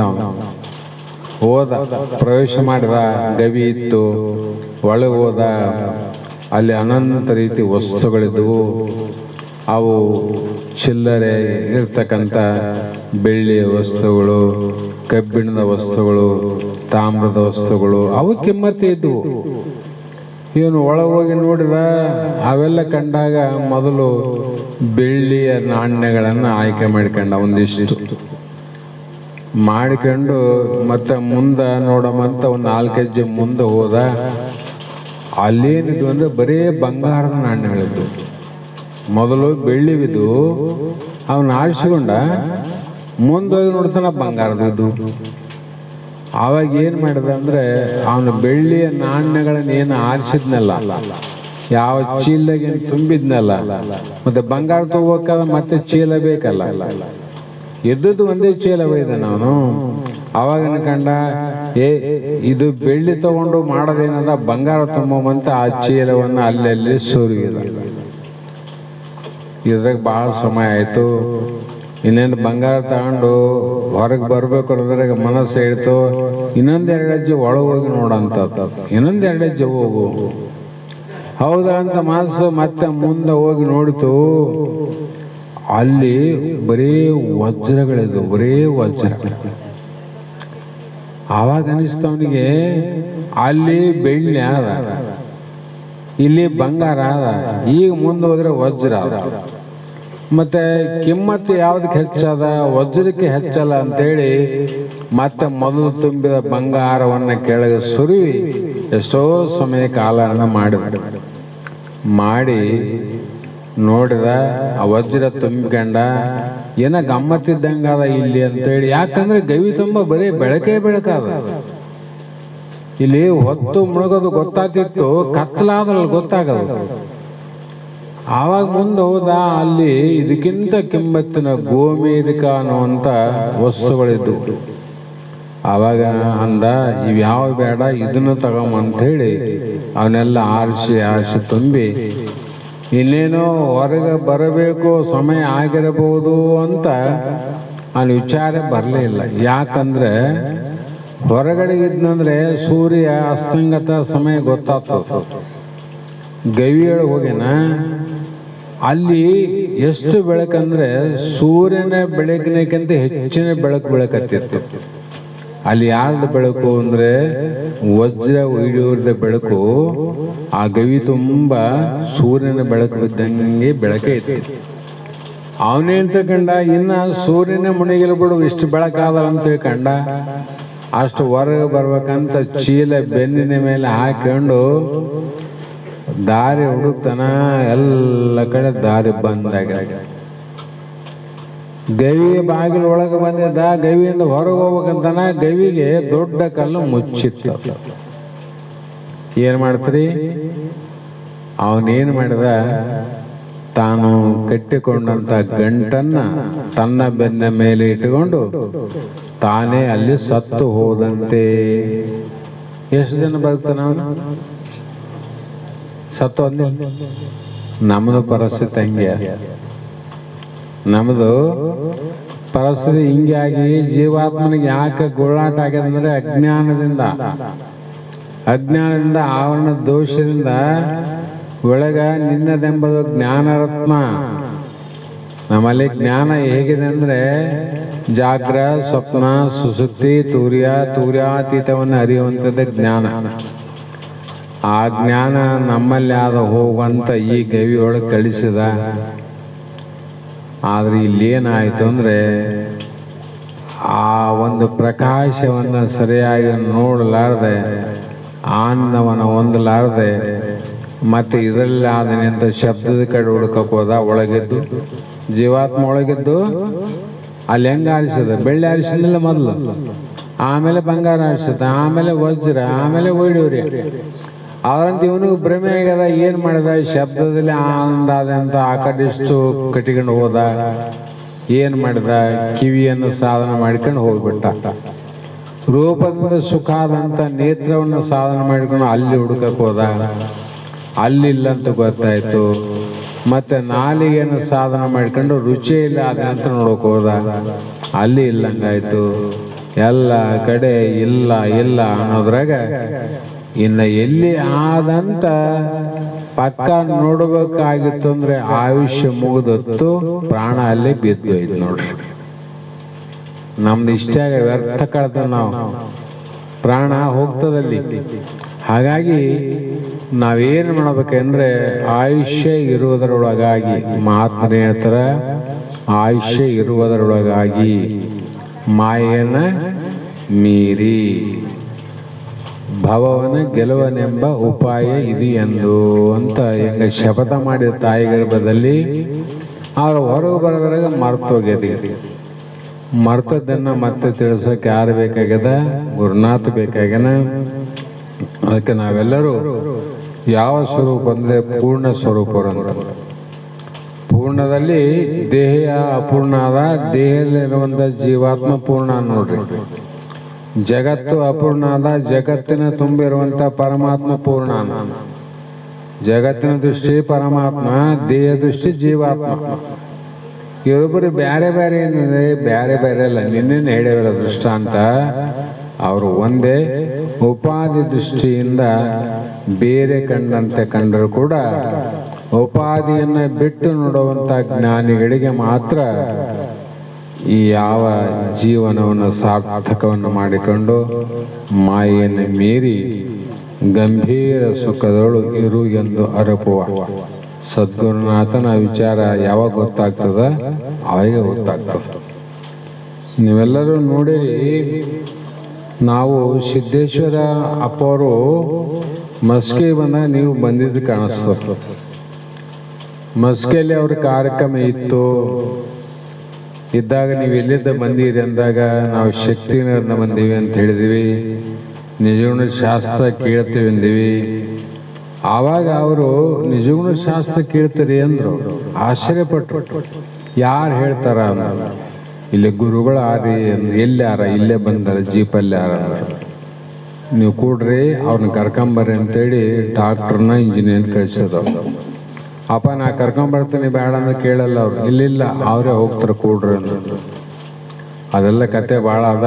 ಎಲ್ಲ ಆದಮೇಲೆ ಸಾಯಂಕಾಲ ಪ್ರವಚನಕ್ಕೆ ಹೋದ್ವಿ.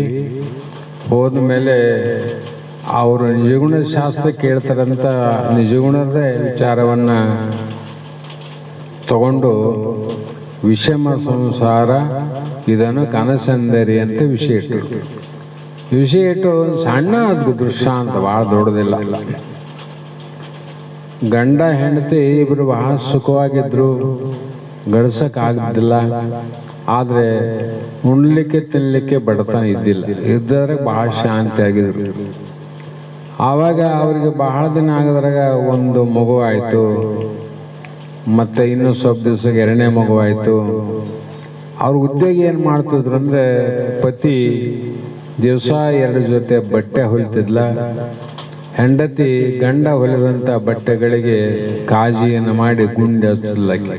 ಹೆಂಡತಿ ಕೆಲಸ ಅದು, ಗಂಡನ ಕೆಲಸ ಇದು. ಸಂಸಾರ ಎಷ್ಟು ಚಂದ ಇತ್ತಂದ್ರೆ ಭಾಳ ಚಂದ ಇತ್ತು. ದುಡಿಬೇಕು, ಅದು ತಿನ್ನಬೇಕು, ಆರಾಮ, ಯಾವುದೇ ಸಮಸ್ಯೆ ಇಲ್ಲದಂಗೆ ಕಣ್ತುಂಬ ನಿದ್ದೆ ಮಾಡಬೇಕು. ಎಷ್ಟು ಆನಂದ ನೋಡ್ರಿ. ಇಂಥ ಸಮಯದಲ್ಲಿ ಏನಾಯ್ತು ಅಂದರೆ, ಒಂದು ದಿವಸ ಹೆಂಡತಿ ಹೇಳಿದ್ಲು, ನೋಡ್ರಿ ಇಷ್ಟು ದಿನ ನಾನು ನೀನು ಇಬ್ಬರೇ ಇದ್ದೀವಿ, ಇನ್ನು ಮಕ್ಕಳಾದವು, ಅವ್ರ ವಿದ್ಯಾಭ್ಯಾಸ, ಮದುವೆ ಮುಂಜಿ, ಮತ್ತು ಇನ್ನೇನು ಮಾಡ್ಬೇಕು, ನಾವು ಹೆಚ್ಚಿಗೆ ದುಡಿಬೇಕಲ್ಲ ಅಂದು. ಆಯ್ತು ಬಿಡು ಅಂತ ಏನು ಮಾಡಿದ ಗಂಡ, 2 ಒಲೆ ಬದಲು 3 ಜೊತೆ ಹೊಲಿಕತ್ತಿದ. 1 ಜೊತೆ ಹೆಚ್ಚಾಯ್ತಲ್ಲ, 3 ಇದ್ದಿದ್ದು 4 ಆಯ್ತು. ಆದರೂ ಕೂಡ ಗಳಿಕೆ ಅಷ್ಟು ಜಲ್ದಿ ಸುಧಾರಣೆ ಆಗಲಿಲ್ಲ. ಒಂದು ದಿವಸ ಗಂಡಿಗೆ ಹೇಳಿದೆ, ಅಲ್ರಿ ಹೆಂಗನ ಮಾಡ್ರಿ, ಮತ್ತೆ ದುಡಿದ ಸಾಕಾಗೋದಲ್ಲ, ಹೆಂಗೆ ಮಾಡ್ತೀರಿ ಅಂತ. ಇದು ಸುಮ್ಮನಿರೋ ಭಗವಂತನ ಯಾಕೆ ಕಾಳಜಿ ಮಾಡ್ತಿದ್ದಿ? ಹುಟ್ಟಿಸಿರೋ ದೇವ್ರು ಯಾರನ್ನ ಹುಲ್ಲು ಮೆಸಂಗಿಲ್ಲ, ರಕ್ಷಣೆ ಮಾಡೋದು ಅವನ ಜವಾಬ್ದಾರಿ ಅಂತ ಹೆಂಡತಿ ಭಾಳ ಹಠ ಮಾಡಿದ್ಲು. ಹಠ ಮಾಡಿದ್ಮೇಲೆ ಅವನ ದೈವಾನುಕೂಲ ಏನಾಯ್ತು, ಒಂದು ದಿವಸ ಹೊರಗೆ ಹೋಗಿದ್ದ. ಒಂದು ಹಳೆಯ ಗುಡಿ ಇತ್ತು, ಗುಡಿ ಮುಂದೆ ಹೋಗೋ ಕಾಲಕ್ಕೆ ಅಲ್ಲಿ ಒಂದು ಶಬ್ದ ಕೇಳಿತ್ತು. ಏನು ಅಂದರೆ, ನಾ ಬರ್ತೀನಿ ಮೊದಲೆಲ್ಲ ಗೊತ್ತಲ್ಲ, ಬರ್ತೀನಿ ಅಂದರೆ ಇಲ್ಲಿ ಏನ ಆದಂತ ಅರ್ಥ. ಎಲ್ಲರಿಗೂ ಅದನ್ನ ಭ್ರಮೆ, ಗಂಟಾದ ಬರ್ತದ ಅಂತ. ಅವಾಗಂದ ಇದು ಏನ ವಿಚಾರ ಬ್ಯಾರೆ ಇದ್ದಂಗೆ ಅದ, ಮತ್ತು ಅನುಕೂಲ ಆಗಬಹುದೇನು ಅಂತ ವಿಚಾರ ಮಾಡಿ ಅವನು ವಿಚಾರ ಮಾಡಿದ, ಇದೆಲ್ಲ ಭಾಳ ಮೋಸದ ಕೆಲಸ ಆಗ್ತದ, ಇದು ಏನೋ ಗದ್ದಲ ಅದ, ಬೇಡ ಅಂತ ಮನೆಗೆ ಹೋಗಿ ಇದ್ದ ಕತೆ ಎಲ್ಲ ಹೇಳಿದ. ನಾವು ಹೆಣ್ತಿ ಮುಂದೆ ಹೇಳಿದೆ, ನೀನು ಎಂಥ ಹುಚ್ಚ ಅನ್ಲ ಹೆಣ್ತಿ. ಅಲ್ಲ, ಎಷ್ಟೋ ಮಂದಿ ಹುಡುಕ್ತಾರ, ಬೇಡ್ತಾರ, ಆದ್ರೆ ಸಿಗಲಾರ್ದು ಯಥಾರ್ಥವಾಗಿ ಬೇಡಲಾರ್ದು ನನಗೆ ಸಿಕ್ಕದಂದ್ರೆ ನೀನು ಎಂಥ ಮೂರ್ಖಿದ್ದಿ, ನೀನು ಅದನ್ನ ಬಾ ಅಂತಲೇ ಕರ್ಕೊಂಬ ಅಂತ. ಆವಾಗ ಹೆಂಗ ತಗೊಂಬರ್ಬೇಕು? ಅವು 7 ಆಂಡೆ, ಅವ 7 ಆಂಡೆ, ಒಂದಲ್ಲ ಎರಡಲ್ಲ 7 ಅವ. ಹೆಂಗೆ ತರಬೇಕು?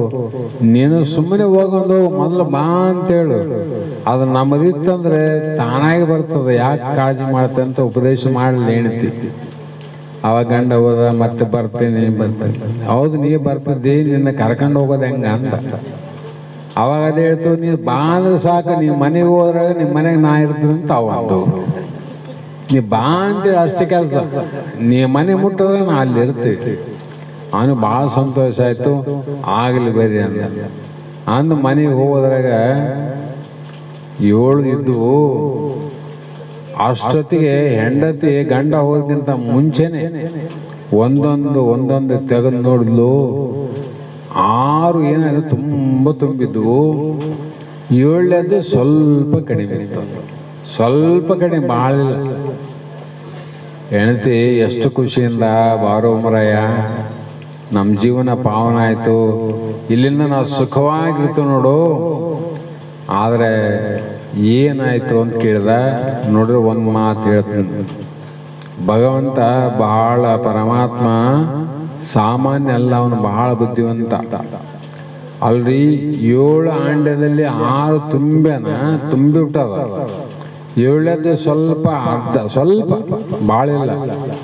ಅದನ್ನ ನೀವು ತುಂಬಿಸ್ರಂತ ನಮ್ಮ ಪಾಲಿಗೆ ಬಿಟ್ಟನ.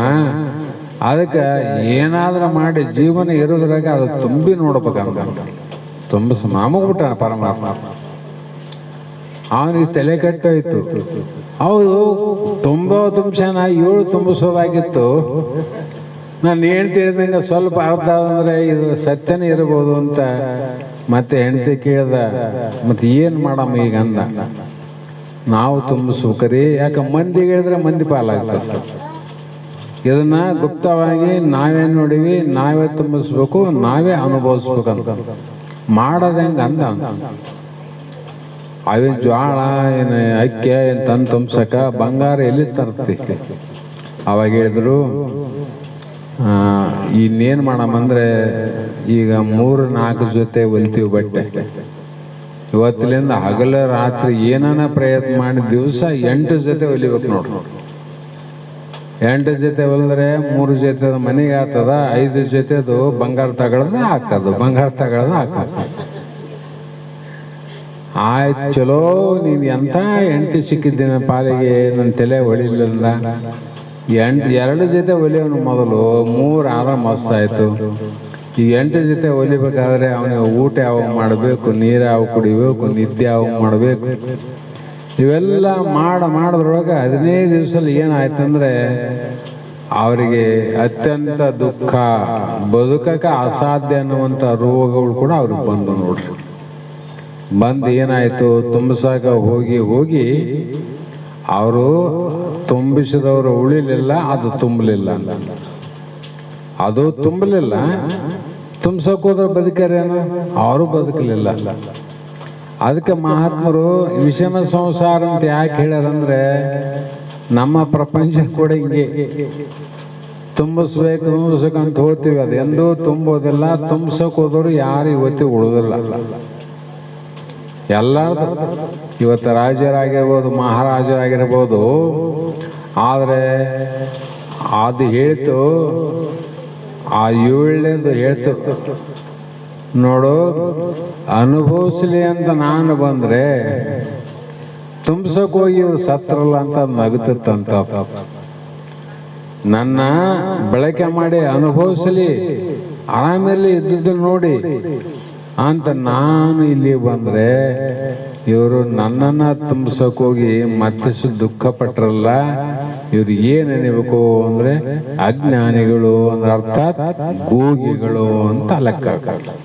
ಹಾಗಾಗಿ ಈ ಒಂದು ವಿಚಾರವನ್ನು ನಾವು ಯಾಕೆ ವಿಚಾರ ಮಾಡಬೇಕಾದ್ರೆ, ಪ್ರತಿಯೊಬ್ಬ ಮನುಷ್ಯನಾಗಿ ಹುಟ್ಟಿದ ಮೇಲೆ ನಮಗೆ ಏನು ಮನಸ್ಸು ಆನಂದ ಆಗಬೇಕಾದ್ರೆ ಇದರಿಂದ ಅಂದರೆ ನಮ್ಮಲ್ಲಿ ಒಳ್ಳೆಯ ಗುಣಗಳಿಂದ, ಧರ್ಮ ಕಾರ್ಯಗಳಿಂದ, ಪುಣ್ಯಗಳಿಂದ, ಭಕ್ತಿಯಿಂದ ನಮ್ಮ ಮನಸ್ಸು ತುಂಬಿತಂದರೆ ಆವಾಗ ಮನುಷ್ಯನ ವಿಕಾಸ ಆಗ್ತದೆ.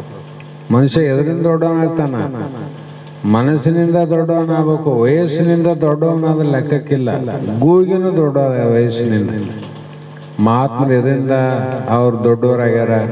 ಸಿದ್ಧಾರೂಢರಾಗಲಿ, ಬಸವಾನಂದರಾಗಲಿ, ಇನ್ನೂ ಜಗತ್ತಿನಲ್ಲಿ ಇರುವಂಥ ಅನೇಕ ಮಹಾತ್ಮರು ಶರಣರು ಈಗೇನು ಉಂಟಲ್ಲ, ಅವರೆಲ್ಲ ಯಾವರಿಂದ ದೊಡ್ಡವರಂತ ಜಗತ್ತಿಗೆ ಅನಿಸ್ಕೊಂಡ್ರಂದ್ರೆ ತಮ್ಮ ಗುಣಗಳಿಂದ. ಮನಸ್ಸನ್ನು ಬೆಳೆಸಬೇಕು. ಬರೇ ಆಯುಷ್ಯದಿಂದ ದೇಹವನ್ನು ಬೆಳೆಸಿದ್ರೆ ಆನೆಗೂ ನಿನಗೇನು ವ್ಯತ್ಯಾಸ? ಆನೆನೂ ಭಾಳಷ್ಟು ಬೆಳೆದದ, ಹೌದಿಲ್ಲ? ಅದಕ್ಕೆ ಯಾರೋ ಮನುಷ್ಯ ಅಂತಾರೆ. ಬುದ್ಧಿಯಿಂದ, ಮನಸ್ಸಿನಿಂದ, ನಾವು ವಿದ್ಯೆಯಿಂದ ಏನು ಕಲಿಬೇಕು ಅಂದರೆ ಒಳ್ಳೆಯ ಗುಣಗಳನ್ನು, ನ್ಯಾಯವನ್ನು, ಧರ್ಮವನ್ನು, ನೀತಿಯನ್ನು ನಾವು ಕಲಿತು ನಮ್ಮ ಮನಸ್ಸನ್ನು ವಿಶಾಲ ಮಾಡಿಕೊಂಡ್ರೆ ಅಲ್ಲಿ ಮಹಾತ್ಮರ ಸಂಪತ್ತು ಹಿಡಿತದೆ. ಚೀಲ ಆಗಲ್ಲ. ಅವಾಗ ಮೊದಲು ಚೀಲ ಆಗಲಾದ 5 kg ಚೀಲಾಗ 10 kg ಜೋಳ ತುಂಬಂದ್ರೆ ಚೀಲ ಅರ್ಧೋಗ್ತದೆ.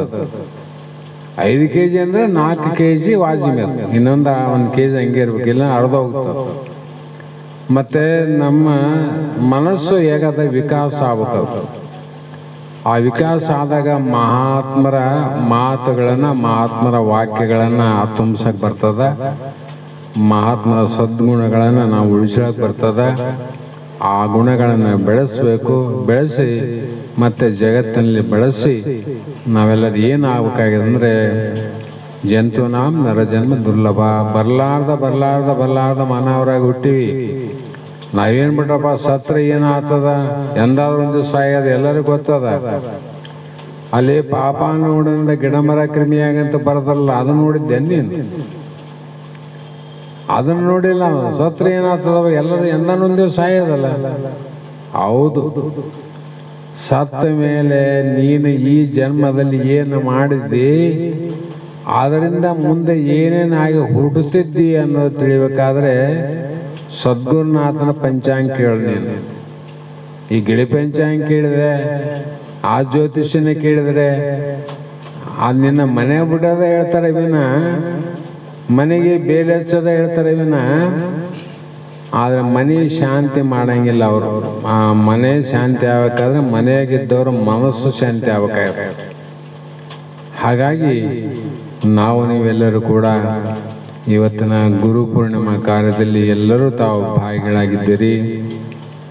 ನಿಮಗೂ ಮತ್ತು ನಮಗೆಲ್ಲರೂ ಕೂಡ ಸದ್ಗುರು ಸಿದ್ಧಾರೂಢರಾದಿಯಾಗಿ ಅನೇಕ ಮಹಾತ್ಮರ, ಸಂತರ, ವೇದಾಂತಿಗಳ ಕೃಪಾ ಆಶೀರ್ವಾದ ನಿಮ್ಮ ಮೇಲೆ ಇರಲಿ ಅಂತಕ್ಕಂಥ ಮಾತನ್ನು ಹೇಳ್ತಾ, ಜಗತ್ತಿನಲ್ಲಿ ಹಿಂದೆ, ಇಂದು ಮತ್ತು ಮುಂದು, ಹಿಂದೇನೂ ಮಹಾತ್ಮರಾಗಿದ್ದಾರೆ, ಇಂದೂ ಮಹಾತ್ಮರಾರ, ಮುಂದೂ ಮಹಾತ್ಮರು ಇರ್ತಾರೆ.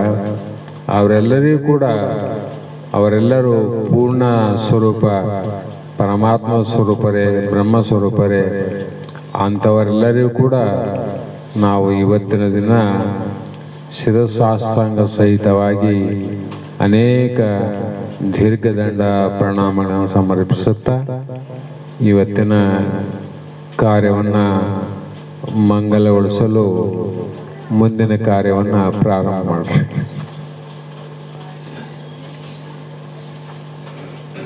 ಶಿವಾಯ ನಮಃ. ಮುಂದೆ ಶಿವಾಯ ನಮಃ ಓಂ ನಮಃ ಶಿವಾಯ. ಶಿವಾಯ ನಮಃ ಶಿವಾಯ. ಶಿವಾಯ ನಮಃ ಓಂ ಶಿವಾಯ ನಮಃ ಓಂ ಶಿವಾಯ ನಮಃ ಓಂ ನಮಃ ಶಿವಾಯ. ಶಿವಾಯ ನಮಃ ಓಂ ಶಿವಾಯ ನಮಃ ಓಂ ಶಿವಾಯ ನಮಃ ಓಂ ನಮಃ ಶಿವಾಯ. ಯಾರ ಒಲುದಾರ ತಂಗಿ ಏನು ಚಂದದ ಅಂಗೆ, ಯಾರ ಒಲುದಾರ ತಂಗಿ ಏನು ಚಂದದ ಅಂಗೆ, ಯಾರ ಒಲುದಾರ ತಂಗಿ ಏನು ಚಂದದ ಅಂಗೆ, ಯಾರ ಒಲುದಾರ ತಂಗಿ ಏನು ಚಂದದ ಅಂಗೆ, ಯಾರ ಒಲುದಾರ ತಂಗಿ ಹಾರುವೆ ಕರದಂಗೆ, ಯಾರ ಒಲುದಾರ ತಂಗಿ ಹಾರುವೆ ಕರದಂಗೆ, ಯಾರ ಒಲುದಾರ ತಂಗಿ ಹಾರುವೆ ಕರದಂಗೆ, ಯಾರ ಒಲುದಾರ ತಂಗಿ ಹಾರುವೆ ಕರದಂಗೆ, ಎಂದಾದರೊಂದಿನ ಎಂದಾದರೊಂದಿನ ಹರಿದು ಹೋಗುವ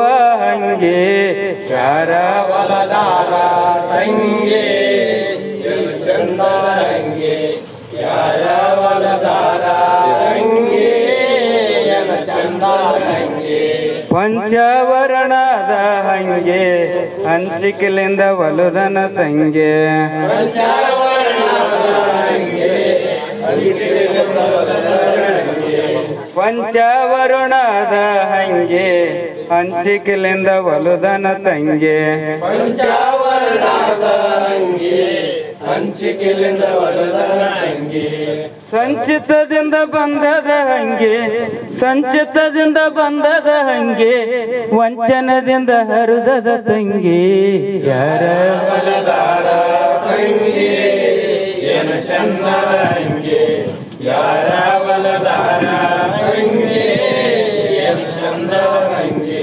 ಒಂಬತ್ತು ತೂತಿನ ಹಂಗೆ ಶಂಭುಲಿಂಗ ಒಲುದನ ತಂಗೆ, ಒಂಬತ್ತು ತೂತಿನ ಅಂಗೆ ಶಂಭುಲಿಂಗ ಒಲುದನ ಅಂಗೆ, ಹಂಬಲ ಬೇಡಂದನ ತಂಗೆ ಹಂಬಲ ಬೇಡಂದನ ತಂಗೆ ಒಂದಿನ ಹರಿದೋಗುವ ಹಂಗೆ, ಯಾರ ಒಲುದಾರ ತಂಗಿ ಏನು ಚಂದದ ಅಂಗೆ, ಯಾರ ಒಲುದಾರ ತಂಗಿ ಏನು ಚಂದದ ಅಂಗೆ, ದೇಶದೋಳು ಹುಬ್ಬಳ್ಳಿ ತಂಗೆ ಸಿದ್ಧಾರೂಢ ನವ ತಂಗೆ, ದೇಶದೋಳು ಹುಬ್ಬಳ್ಳಿ ತಂಗಿ ಸಿದ್ಧಾರೂಢ ನವ ತಂಗಿ, ದೇಶದೋಳು ಹುಬ್ಬಳ್ಳಿ ತಂಗೆ ಸಿದ್ಧಾರೂಢ ನವ ತಂಗೆ, ದೇಶದೋಳು ಹುಬ್ಬಳ್ಳಿ ತಂಗಿ ಸಿದ್ಧಾರೂಢ ನವ ತಂಗಿ, ಹಂಗೆ ಮರ್ಮ ತಿಳಿಸ್ಯಾನ ತಂಗೆ ಹಂಗೆ ಮರ್ಮ ತಿಳಿಸ್ಯಾನ ತಂಗೆ ಕುಂತು ತಿಳಿಯೋ ಬಸವನಂದರಲ್ಲಿ, ಯಾರ ಒಲುದಾರ ತಂಗಿ ಏನು ಚಂದದ ಅಂಗೆ, ಯಾರ ಒಲುದಾರ ತಂಗಿ ಏನು ಚಂದದ ಅಂಗೆ, ಸಿದ್ಧಾರೂಢ ಬಂದ ಕೈಲಾಸದಿಂದ ಮಹಾಗುರು ಬಂದ ಮಹಾಗುರು ಬಂದ ನರರೂಪದಿಂದ ನರರೂಪದಿಂದ, ಸಿದ್ಧಾರೂಢ ಬಂದ ಕೈಲಾಸದಿಂದ ಮಹಾಗುರು ಬಂದ ಮಹಾಗುರು ಬಂದ ನರರೂಪದಿಂದ ನರರೂಪದಿಂದ, ಭಕ್ತರ ಬಂಧನ ಬಿಡಸುವೆನಂದ, ಭಕ್ತರ ಬಂಧನ ಬಿಡಸುವೆನಂದ, ಸಾಯುಜ ಪದವಿಯ ಸಾಯುಜ ಪದವಿಯ ನಿಮಗಾಗಲೆಂದ ನಿಮಗಗಲೆಂದ ಸಿದ್ಧಾರೂಢ ಕೈಲಾಸದಿಂದ ಮಾ ಗುರು ಬಂದ ಮಾ ಗುರು ಬಂದ ನರರೂಪದಿಂದ ಅಸುಖದ ಸಂಸಾರ ಬಿಡಸುವೆನೆಂದ ಸುಖದ ಸಂಸಾರ ಬಿಡಸುವೆನೆಂದ ಕೈವಲ್ಯ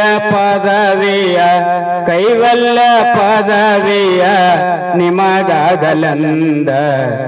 ನಿಮಗಗಲೆಂದ ಸಿದ್ಧಾರೂಢ ಬಂದ ಕೈಲಾಸದಿಂದ ಮಾ ಗುರು ಬಂದ ಮಾ ಗುರು ಬಂದ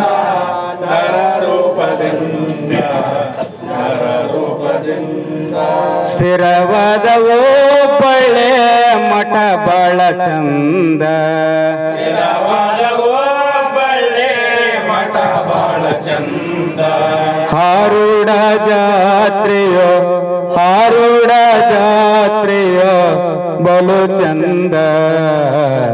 ಬಲು ಚಂದ ಸಿದ್ಧಾರೂಢ ಬಂದ ಕೈಲಾಸದಿಂದ ಮಹಾಗುರು ಬಂದ ಮಹಾಗುರು ಬಂದ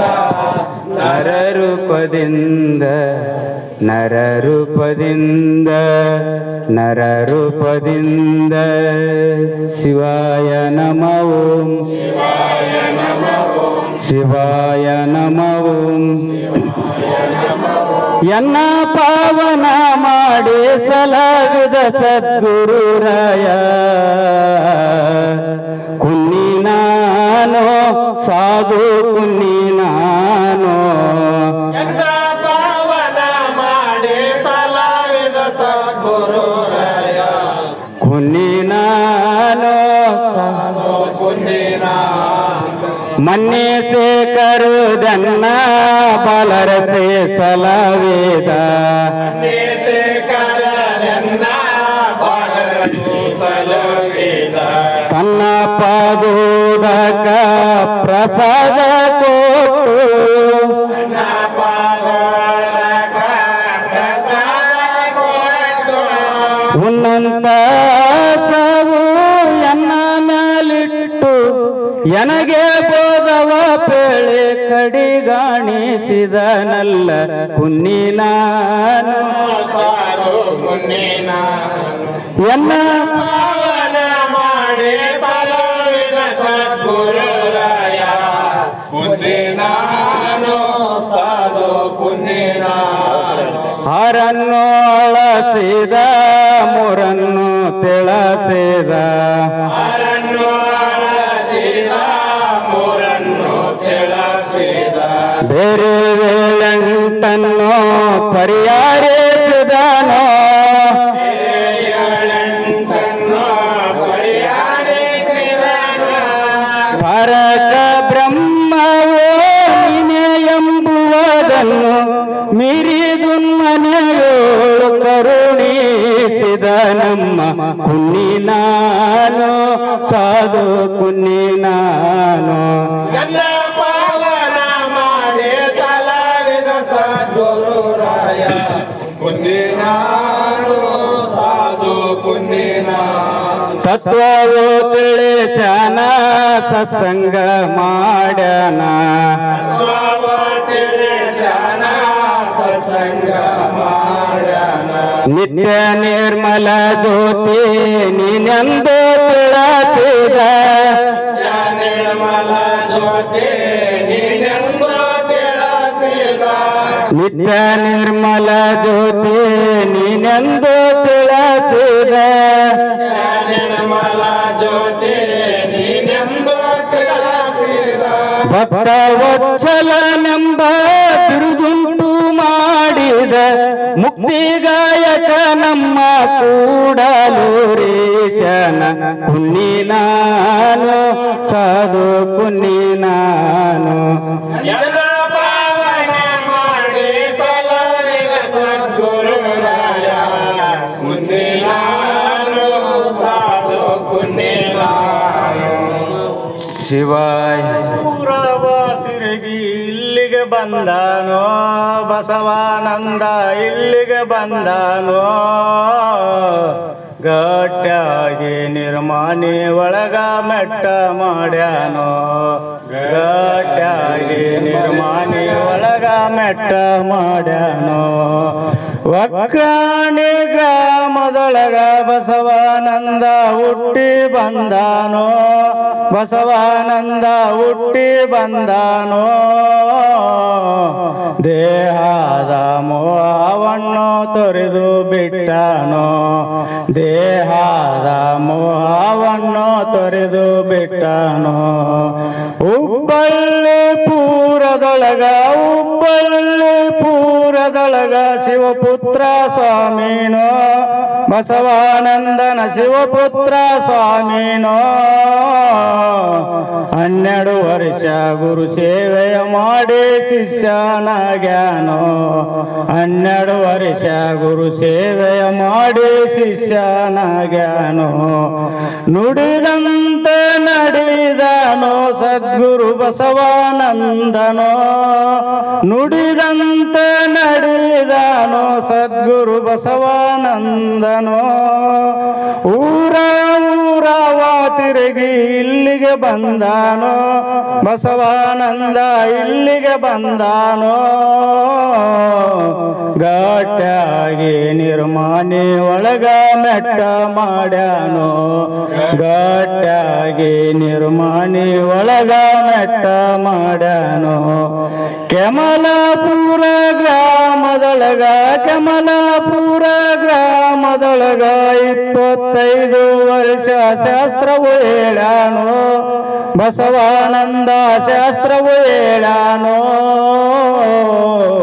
ಕೇಳಿದ ಶಿಷ್ಯರನ್ನೆಲ್ಲ ಉದ್ಧಾರ ಮಾಡ್ಯಾನೋ ಕೇಳಿದ ಶಿಷ್ಯರನ್ನೆಲ್ಲ ಉದ್ಧಾರ ಮಾಡ್ಯಾನೋ ಎಲ್ಲರ ಶಿಷ್ಯರನ್ನು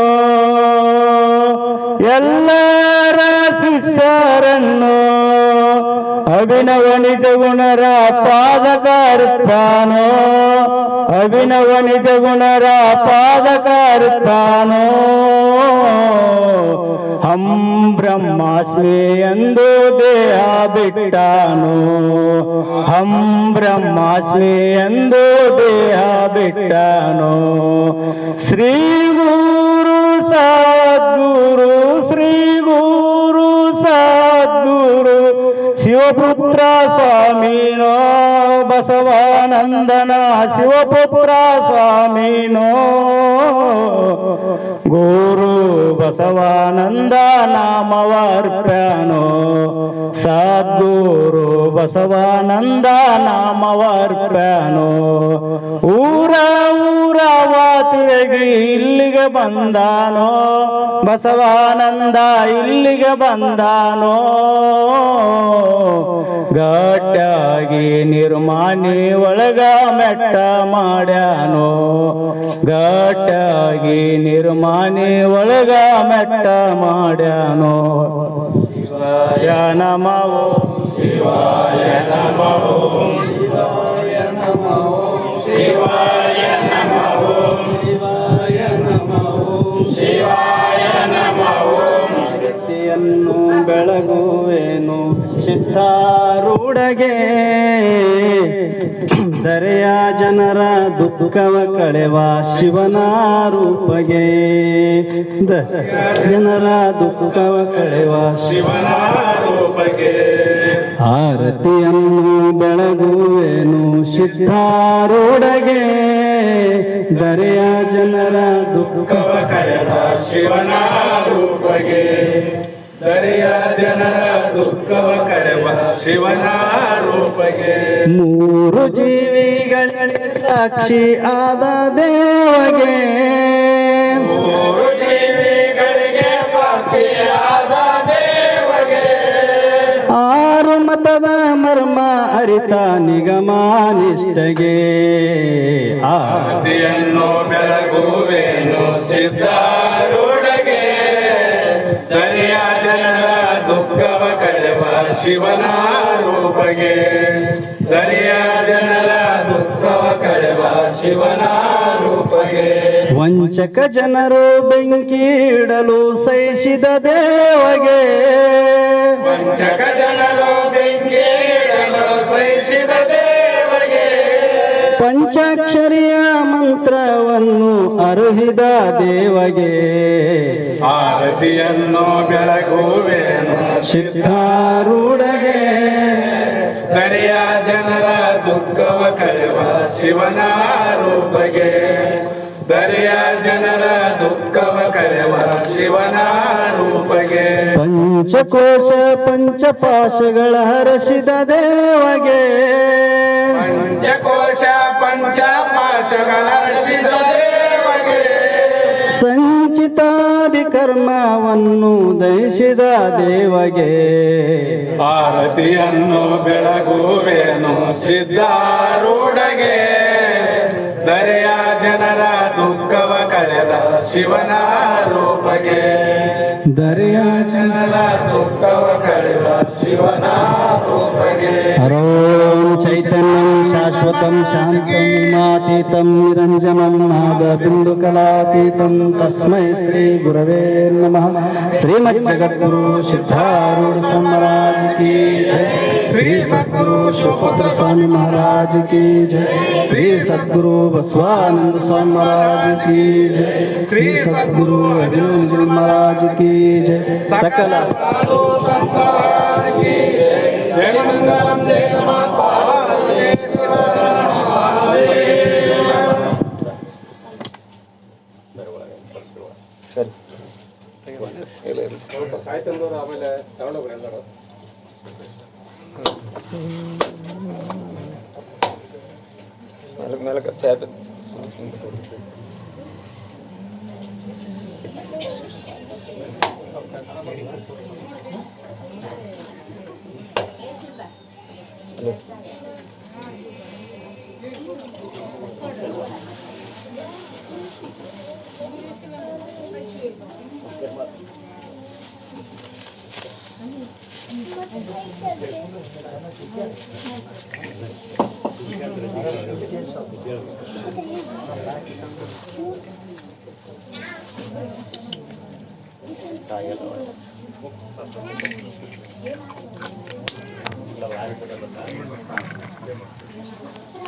ಸ್ಟಾಪ್ ಮಾಡಿದೆ.